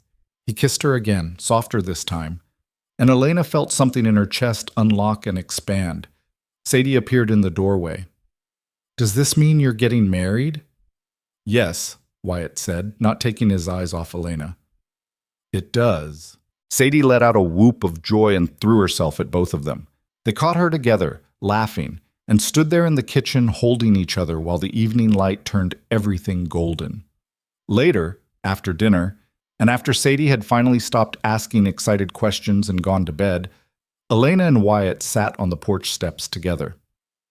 We should probably talk about the practical things, Wyatt said. When, where, all of that. Soon, before anyone can try to talk us out of it. He smiled. You think someone will? Mrs. Crawford will probably show up with a list of objections. Let her, I don't care. Wyatt took Elena's hand. I do want to do this right, though. Give you a proper wedding, even if it's small. You deserve that. I don't need grand. I just need honest. You'll have that. I promise. He was quiet for a moment. Are you scared? Terrified, Elena admitted. But in a good way, I think. Me too. He squeezed her hand. Kate would have liked you. The words caught Elena off guard. You think so? I know so. She believed in taking chances on people, in seeing the best in them even when they couldn't see it themselves. His voice was soft. She would have said you were exactly what this family needed. Elena felt tears burning in her eyes. I wish I could have met her. Part of me wishes that too, but Wyatt struggled with the words. I think maybe she sent you to us, in whatever way that works, because the timing was too perfect to be just coincidence. They sat in comfortable silence, watching stars emerge in the darkening sky. Elena thought about all the impossible turns her life had taken to bring her to this moment. Her father's death, the debts, the desperate decision to answer a mail-order bride advertisement, Grant's rejection, Wyatt's unexpected offer. Every terrible thing had led her here, to this porch, this man, this new life she was choosing with both hands. I'm glad Grant rejected me, she said suddenly. Wyatt looked at her in surprise. Yeah? Yeah, because it brought me to you. He pulled her close and kissed the top of her head. Best mistake he ever made. They stayed there until the mosquitoes drove them inside, until the night grew too cool for comfort, until the future felt less terrifying and more like something worth building toward. And when Elena finally went to her small room, she didn't feel like a guest or an employee or someone just passing through anymore. She felt like someone coming home. You said Pistom, part 5. Lưu ý thọ. Viết 10.000 đến 10.500 từ liên kết liền mạch với các phần trước trong câu chuyện. Pha hồi thoại tạo thành một câu chuyện liền mạch khi ghép lại. Part 5. Lưu ý. Viết 10.000 đến 10.500 từ liên kết liền mạch với các phần trước trong câu chuyện. Pha hồi thoại tạo thành một câu chuyện liền mạch khi ghép lại. Mỗi phần liền mạch với phần trước không giới thiệu lại câu chuyện ở đầu phần mới, liên kết các phần của câu chuyện một cách liền mạch, sử dụng câu chuyện tiếp giữa các phần, duy trì chủ đề, tránh ngắt quãng đột ngột, không sử dụng gạch đầu dòng hoặc tiêu đề phụ, phong cách kể chuyện Mỹ, Hoa Kỳ, giống văn giàu cảm xúc, kể theo ngôi thứ ba, giữ đồ kịch tính không viết lan man, có quan điểm cá nhân, thông điệp, bài học, góc nhìn con người. Nhân vật không hoàn hảo, hội thoại tự nhiên, tránh ngôn ngữ văn chương, sáo rơi và cụm từ AI điển hình. Viết như nhà văn chuyên nghiệp, không như AI cố gắng nghe sang. Có yếu tố con người, cầm miêu tả qua mượt mà và hoàn hảo. Phần 5 giải quyết hết vấn đề và kết thúc trọn vẹn câu chuyện. Câu chuyện không nhắc đến Chúa. Lưu ý trả lời trong mục tin nhắn không nhảy sang document, chỉ đàn bắt buộc, không được xuất hiện trong nội dung truyền. Đây là một câu chuyện điện ảnh hoàn toàn hư cấu được tạo ra chỉ nhằm mục đích giải trí, không đề cập hay ngụ ý rằng nó dựa trên sự kiện có thật, người thật hoặc câu chuyện có thật. Không sử dụng các cụm từ như dựa trên một câu chuyện có thật, theo ghi chép hoặc bất cứ điều gì tương tự. Tất cả các nhân vật, địa điểm, tổ chức và sự kiện phải hoàn toàn hư cấu. Show more 907. Claude responded. Part 5. Part 5. They decided on a wedding 2 weeks out, which gave Elena just enough time to panic about everything that could go wrong. Wyatt wanted to get married at the ranch rather than in town, which suited Elena perfectly. She had no desire to stand in front of the same congregation that had watched her humiliation on the train platform. The morning after their engagement, Sadie woke Elena before dawn by climbing into her bed and whispering, "Are you really going to be my mama now?" Elena pulled the little girl close. "If you want me to be." "I do, but I'm a little scared." "Scared of what?" Sadie was quiet for a moment. "That something will happen and you'll leave, like Mama did." The words broke Elena's heart. "Sweetheart, your mama didn't choose to leave. She died. That's different. But people leave anyway. Sometimes they die. Sometimes they just go. Either way, they're gone." Elena understood that fear intimately. She'd lost her own mother to illness, her father to debt and exhaustion. She knew what it felt like to watch people disappear from your life, whether they wanted to or not. "You're right," she said carefully. "People do leave. Sometimes they don't have a choice. But I'm promising you right now, I'm choosing to stay. I'm choosing you and your papa and this life. And that's a choice I'm making every single day. What if you stop choosing us? Then you have permission to be angry with me. But I don't think that's going to happen." Elena smoothed Sadie's hair. "I love you too much to leave." Sadie looked up at her with those two solemn eyes. "Can I call you Mama now? Or do I have to wait until the wedding?" Elena felt tears burning in her throat. "You can call me whatever feels right to you." "Then I want to call you Mama." Sadie said it firmly, like she was testing the word. "Is that okay?" "It's more than okay." Elena had to force the words past the lump in her throat. "It's perfect." Sadie threw her arms around Elena's neck and held on tight, and Elena held her back, both of them crying a little bit in the pre-dawn darkness. When they finally went to the kitchen for breakfast, Wyatt took one look at their faces and raised an eyebrow. "What happened?" "I have a mama now," Sadie announced. "A real one." Something in Wyatt's expression crumbled and reformed. He looked at Elena over Sadie's head with eyes that held so much emotion it was almost painful to witness. "Yeah," he said roughly, "you do." The days leading up to the wedding passed in a strange blur of ordinary work and extraordinary anticipation. Elena still cooked and cleaned and tended the garden. Wyatt still worked himself half to death managing the cattle. Sadie still asked endless questions and followed Elena everywhere. But underneath it all ran a current of change that made everything feel different. Word of the engagement spread through town faster than wildfire. Elena knew because the visitors started arriving almost immediately. Mrs. Crawford showed up on the third day, her face tight with disapproval. "Elena, dear, I hope you're not making a hasty decision you'll regret." Elena was elbow deep in bread dough, but stopped to face the older woman. I'm not. You barely know the man, and the appearance of it, living in his house all this time and now suddenly getting married. People will say you planned this from the beginning. Let them say whatever makes them feel important. Mrs. Crawford's eyes narrowed. You're being foolish. Wyatt Mercer is a good man, but he's still grieving his first wife. You'll always be second place. The words were meant to wound, and they did. But Elena had spent too many years letting other people's cruelty define her. Maybe I will be, she said evenly, but I'd rather be second place to someone who respects me than first place to someone who treats me like garbage. Thanks for your concern, Mrs. Crawford. Now, if you'll excuse me, I have work to do. The older woman left in a huff, and Elena went back to her bread dough with shaking hands. Through the window, she could see Wyatt in the distance repairing a fence. He glanced toward the house as Mrs. Crawford's wagon pulled away, and even from that distance, Elena could see the set of his shoulders, protective, ready to defend her if needed. She didn't need defending anymore, but it felt good knowing he would anyway. Other visitors were kinder. A few neighboring farm wives brought small gifts, a jar of preserves, fabric for a dress, a set of embroidered pillowcases. They were cautious in their congratulations, clearly unsure what to make of Elena, but the gestures meant something. We heard what you did for little Sadie, one woman said quietly, when she was sick. That took courage. It took love, Elena corrected.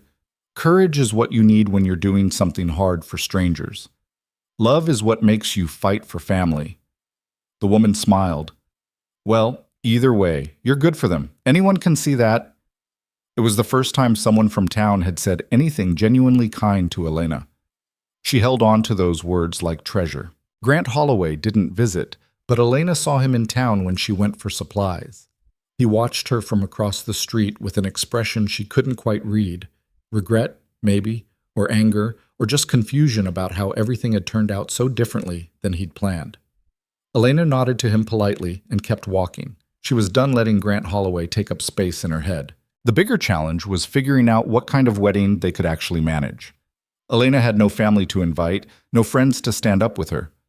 Wyatt had a few neighbors he was friendly with, but nobody close. It would be small by necessity, which suited them both fine. I don't need fancy, Elena told Wyatt one evening. I just need it to be real. It'll be real, he promised. That's the one thing I can guarantee. They decided to have it on the porch at sunset, with just a handful of people, the neighboring families who'd been kind, the minister from town, and anyone else who wanted to come. Elena would wear her best dress, the one she'd been saving for special occasions. Wyatt would wear his Sunday clothes. Sadie would stand between them, holding a bouquet of wildflowers from the garden Elena had brought back to life. Simple, honest, theirs. 3 days before the wedding, Elena woke to find frost on the windows. The brutal summer heat had finally broken completely, giving way to the cool promise of autumn. She stood in the kitchen watching dawnlight turn the plains gold and silver, and felt something settle in her chest that might have been peace. Nervous? Wyatt's voice came from behind her. Elena turned to find him standing in the doorway, his hair still messy from sleep. Terrified, but in a good way. I know what you mean. He came to stand beside her at the window. Kate and I got married in Boston. Big wedding, lots of people I didn't know, fancy clothes, I could barely move in. Felt more like a performance than a promise. Do you miss her? Elena asked quietly. Still? Wyatt was quiet for a long moment. Yeah, I probably always will. At least a little. She was my first love, mother of my child. But he looked at Elena directly. Missing her doesn't mean I don't love you. They're different things, different parts of my life. Mrs. Crawford said I'd always be second place. Mrs. Crawford's an idiot. His voice was flat. You're not second anything. You're exactly who you are, the woman who saved my daughter's life, who brought this place back from the edge, who chose us when you could have chosen easier. He took her hand. Kate was my past. You're my future. Both things can be true at the same time. Elena squeezed his fingers, grateful for the honesty, even when it was complicated. I need to tell you something, she said, about why I really came west. You already told me. Mail-order bride trying to escape debts. That's true. But there's more. Elena took a breath. I was running away from more than debt. I was running away from myself, from the person I'd become in Philadelphia, scared, ashamed, so beaten down I could barely recognize my own reflection. Wyatt waited, not interrupting. When Grant rejected me on that platform, part of me thought he was right, that I really was worthless, unlovable, not good enough for anything. She met his eyes. It took months of living here, working beside you, raising Sadie, before I started to believe I might actually be worth something. You are worth something, Wyatt said fiercely. You always were. Grant Holloway was too stupid to see it, but that was his failing, not yours. I know that now, but it took a long time to get here. Elena paused. I just wanted you to know, when I say yes at that wedding, I'm not saying yes because I'm desperate or scared or have nowhere else to go.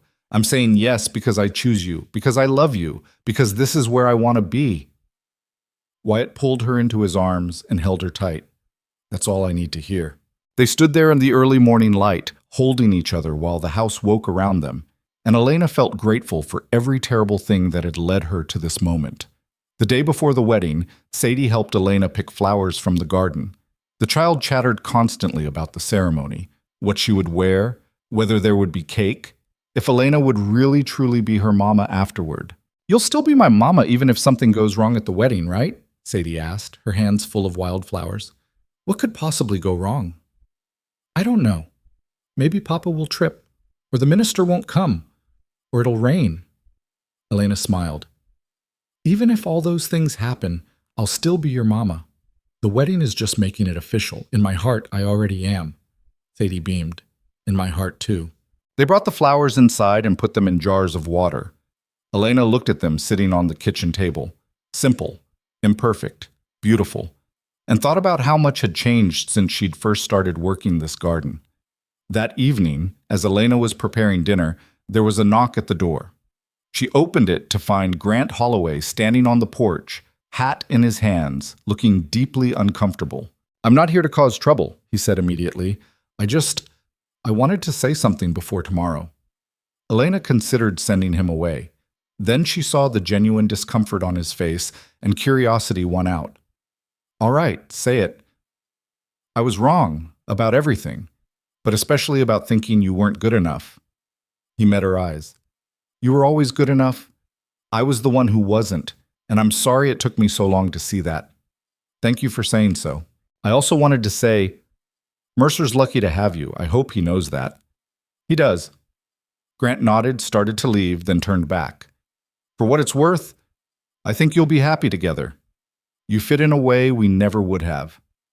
Elena felt no triumph in his admission, just a quiet sadness for the man he might have been if he'd been brave enough to look past surfaces. I hope you find someone who fits you too, she said honestly. Someone who makes you want to be better. Grant's smile was rueful. Yeah, me too. He left, and Elena watched him go with a sense of completion. That chapter of her life was fully closed now. Tomorrow she would start a new one. Wyatt came in from the barn and saw her standing in the doorway. Who was that? Grant. Saying goodbye, I think. You all right? Better than all right. Elena closed the door and turned to him. Ready for tomorrow? Been ready since the day you said yes. He pulled her close and kissed her forehead. You? Terrified and excited and so ready I could burst. Good.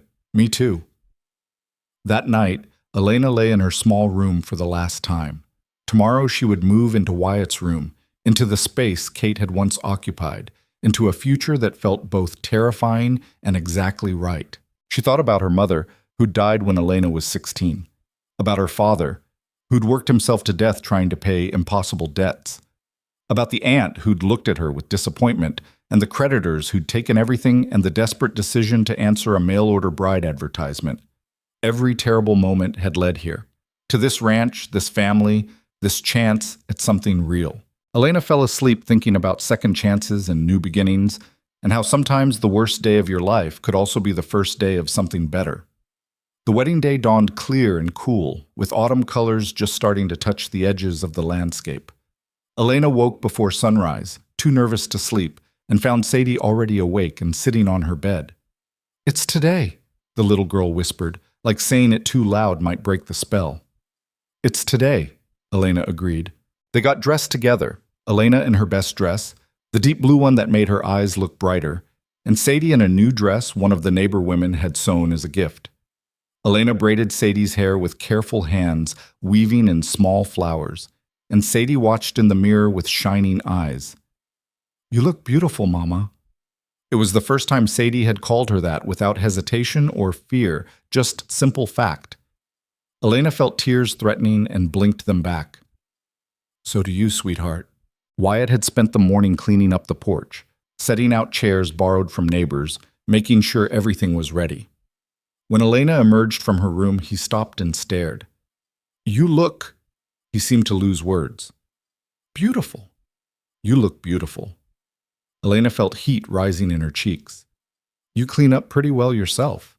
He was wearing his best suit, the one he probably hadn't touched since Kate's funeral, and he looked uncomfortable in it, but also handsome in a way that made Elena's heart skip. People started arriving around 4. Not many, maybe 15 or 20 neighbors, a few ranch hands from nearby properties, and the minister who'd agreed to perform the ceremony. Mrs. Crawford notably did not attend, which suited Elena just fine. They gathered on the porch as the sun began its descent toward the horizon. The minister stood at the top of the steps. Wyatt and Elena faced each other with Sadie between them, and the small crowd of witnesses formed a semicircle behind. The ceremony was simple. No long speeches about love and duty, no elaborate vows written by someone else. The minister said a few words about marriage being a partnership, about choosing each other every day, about building a life together through hard times and good. Then it was time for the vows. Wyatt went first, his voice steady despite the emotion in his eyes. Elena, I promise to be honest with you, even when it's hard. I promise to work beside you, to respect you, to choose you every single day. I promise to be a good husband and a good father to our daughter. I promise to build a life with you that's worth fighting for. Simple promises, practical promises. But they meant everything. Elena's turn. Her voice shook at first, then grew stronger. Wyatt, I promise to love you and Sadie with everything I have. I promise to work hard, to stand beside you in difficult times, to never give up on us. I promise to be honest, to be strong, to help build the life we both want. And I promise to choose this, choose you, choose us, every single day. The minister pronounced them married. Wyatt kissed her gently, and the small crowd applauded. Sadie threw her arms around both of them, laughing with pure joy. That was it. No grand spectacle, no elaborate celebration, just a simple ceremony on a ranch porch as the sun set over Montana, witnessed by people who'd come to respect Elena's strength and Wyatt's steady kindness. Afterward, there was cake that Elena had baked the day before, and coffee, and conversation as evening fell, and stars began to appear. Neighbors congratulated them, offered advice, told stories about their own weddings. It was warm and genuine and everything Elena hadn't known she needed. As the last guest departed and Wyatt put an exhausted but happy Sadie to bed, Elena stood on the porch looking out at the darkened plains. She heard Wyatt come up behind her, felt his arms wrap around her waist. How does it feel? He asked. Being married? Different, but also exactly the same. She leaned back against him. Is that strange?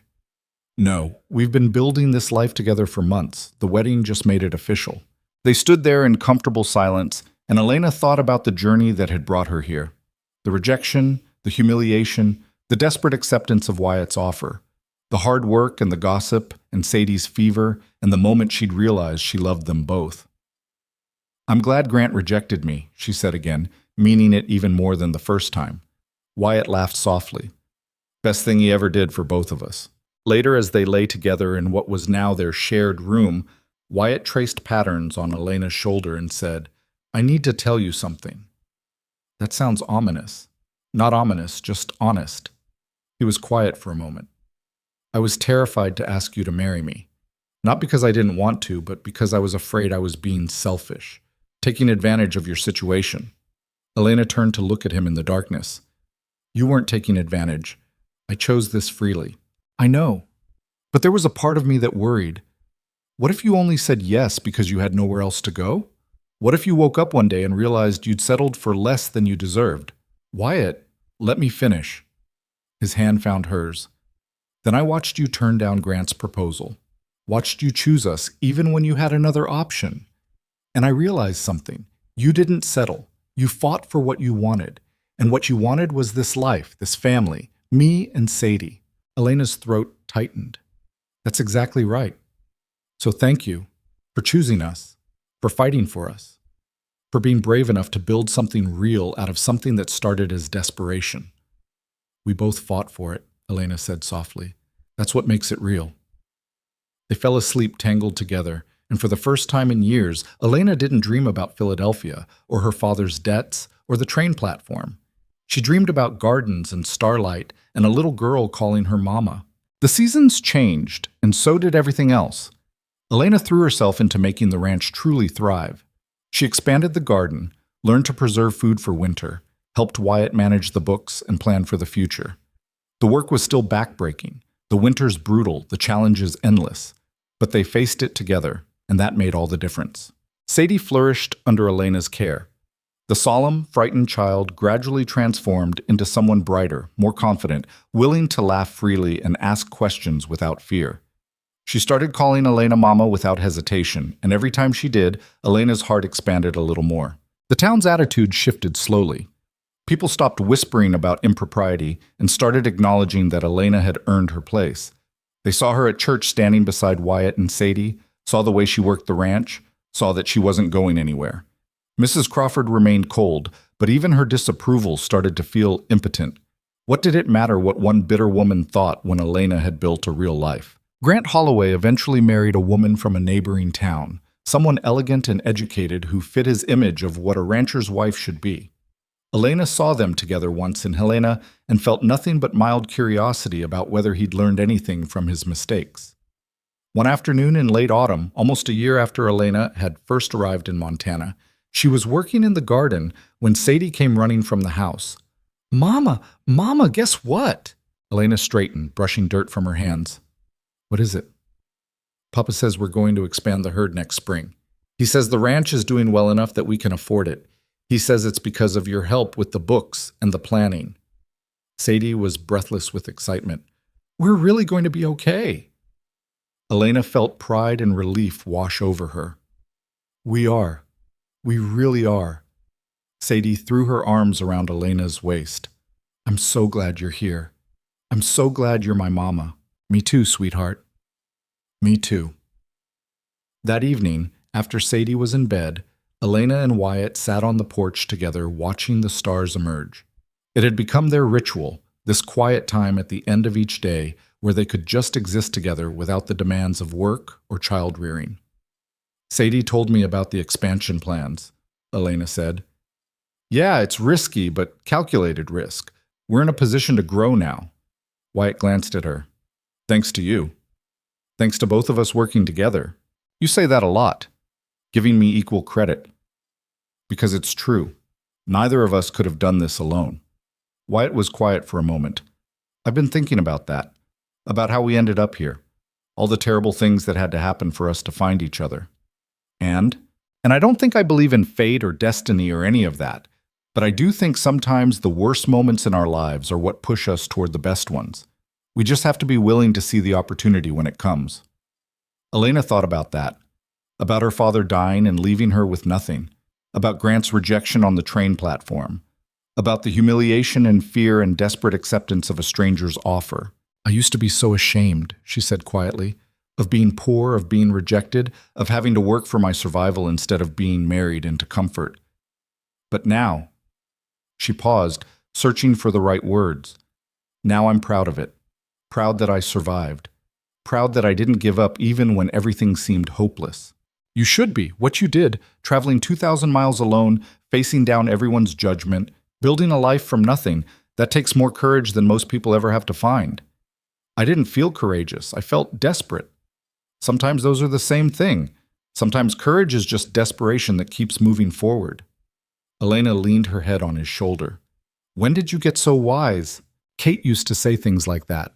I listened, even when I didn't fully understand. Now I do. They sat in comfortable silence, and Elena thought about Kate, the woman she'd never met but whose presence still shaped this family. She didn't resent Kate's memory. How could she?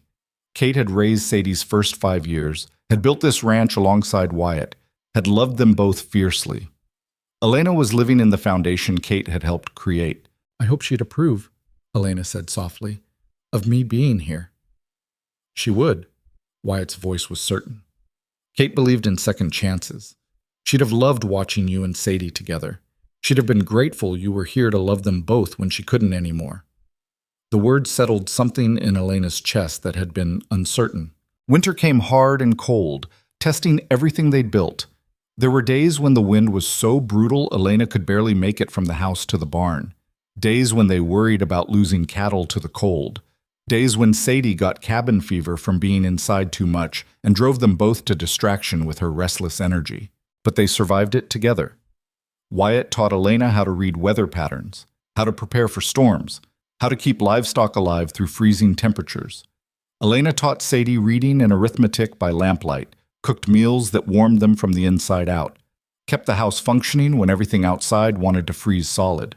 And at night, after Sadie was asleep, Elena and Wyatt would lie together in the darkness and talk about their plans for spring, about expanding the herd, improving the house, maybe hiring seasonal help, about the life they were building one hard day at a time. Spring arrived like a promise kept. The snow melted, the ground thawed, and the garden Elena had planted the previous fall began to show signs of life. Wyatt purchased new cattle as planned, and the ranch expanded in ways that had seemed impossible a year earlier. One warm afternoon in May, Elena was hanging laundry when she saw a wagon approaching. Her stomach tightened. Unexpected visitors still made her nervous, but she kept working, refusing to show fear. The wagon pulled up near the house, and Elena was shocked to recognize her Aunt Martha climbing down. "Elena," the older woman's voice was cautious. "I hope you don't mind the intrusion." Elena set down her laundry basket slowly. "Aunt Martha, what are you doing here?"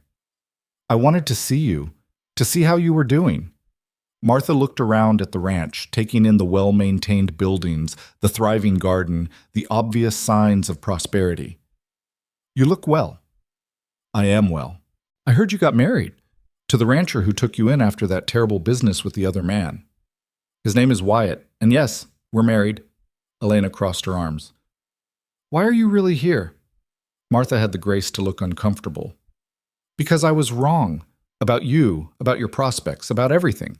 I thought you were doomed to failure out here. Instead," she gestured at the ranch, "instead you've built something remarkable." Elena didn't know what to say. This was the woman who'd looked at her with such disappointment back in Philadelphia, who'd made her feel like a burden and a failure. "I don't need your approval," Elena said finally. "Not anymore." "I know, but I wanted to give it anyway." Martha stepped closer. "You were always stronger than I gave you credit for. Your mother knew it. She used to say you had steel in your spine.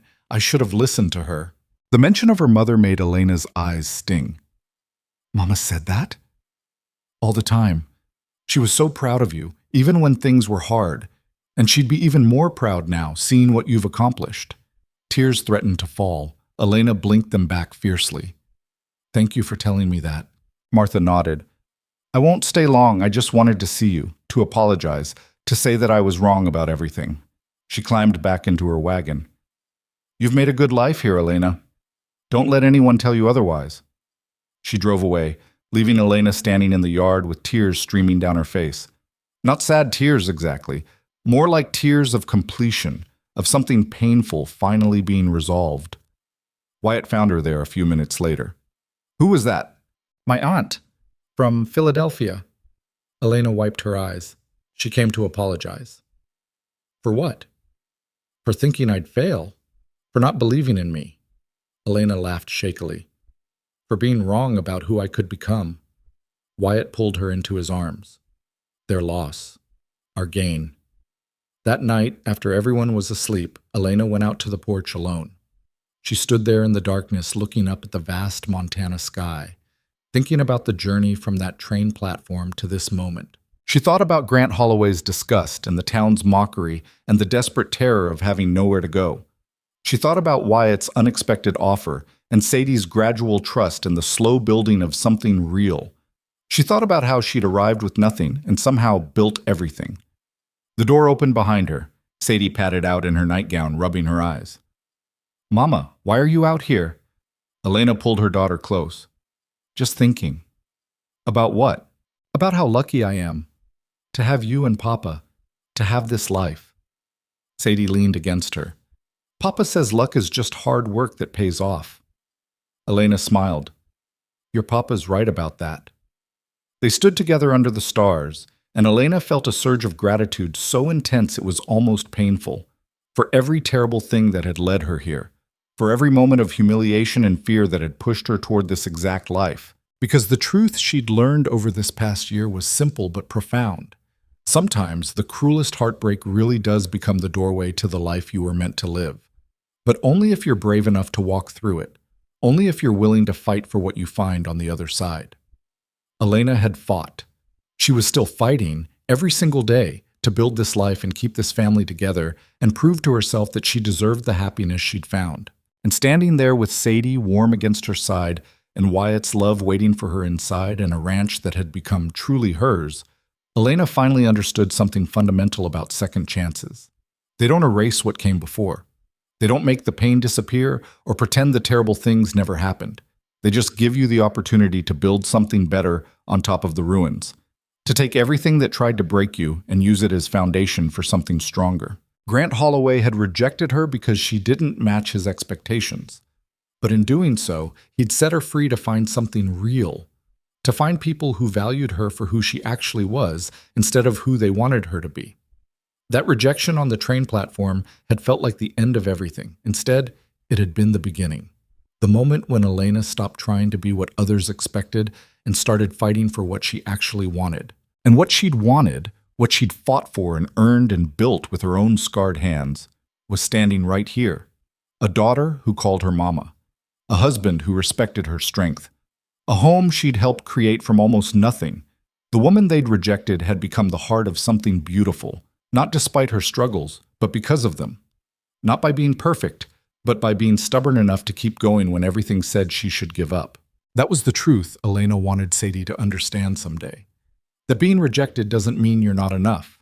It just means you haven't found the right place yet.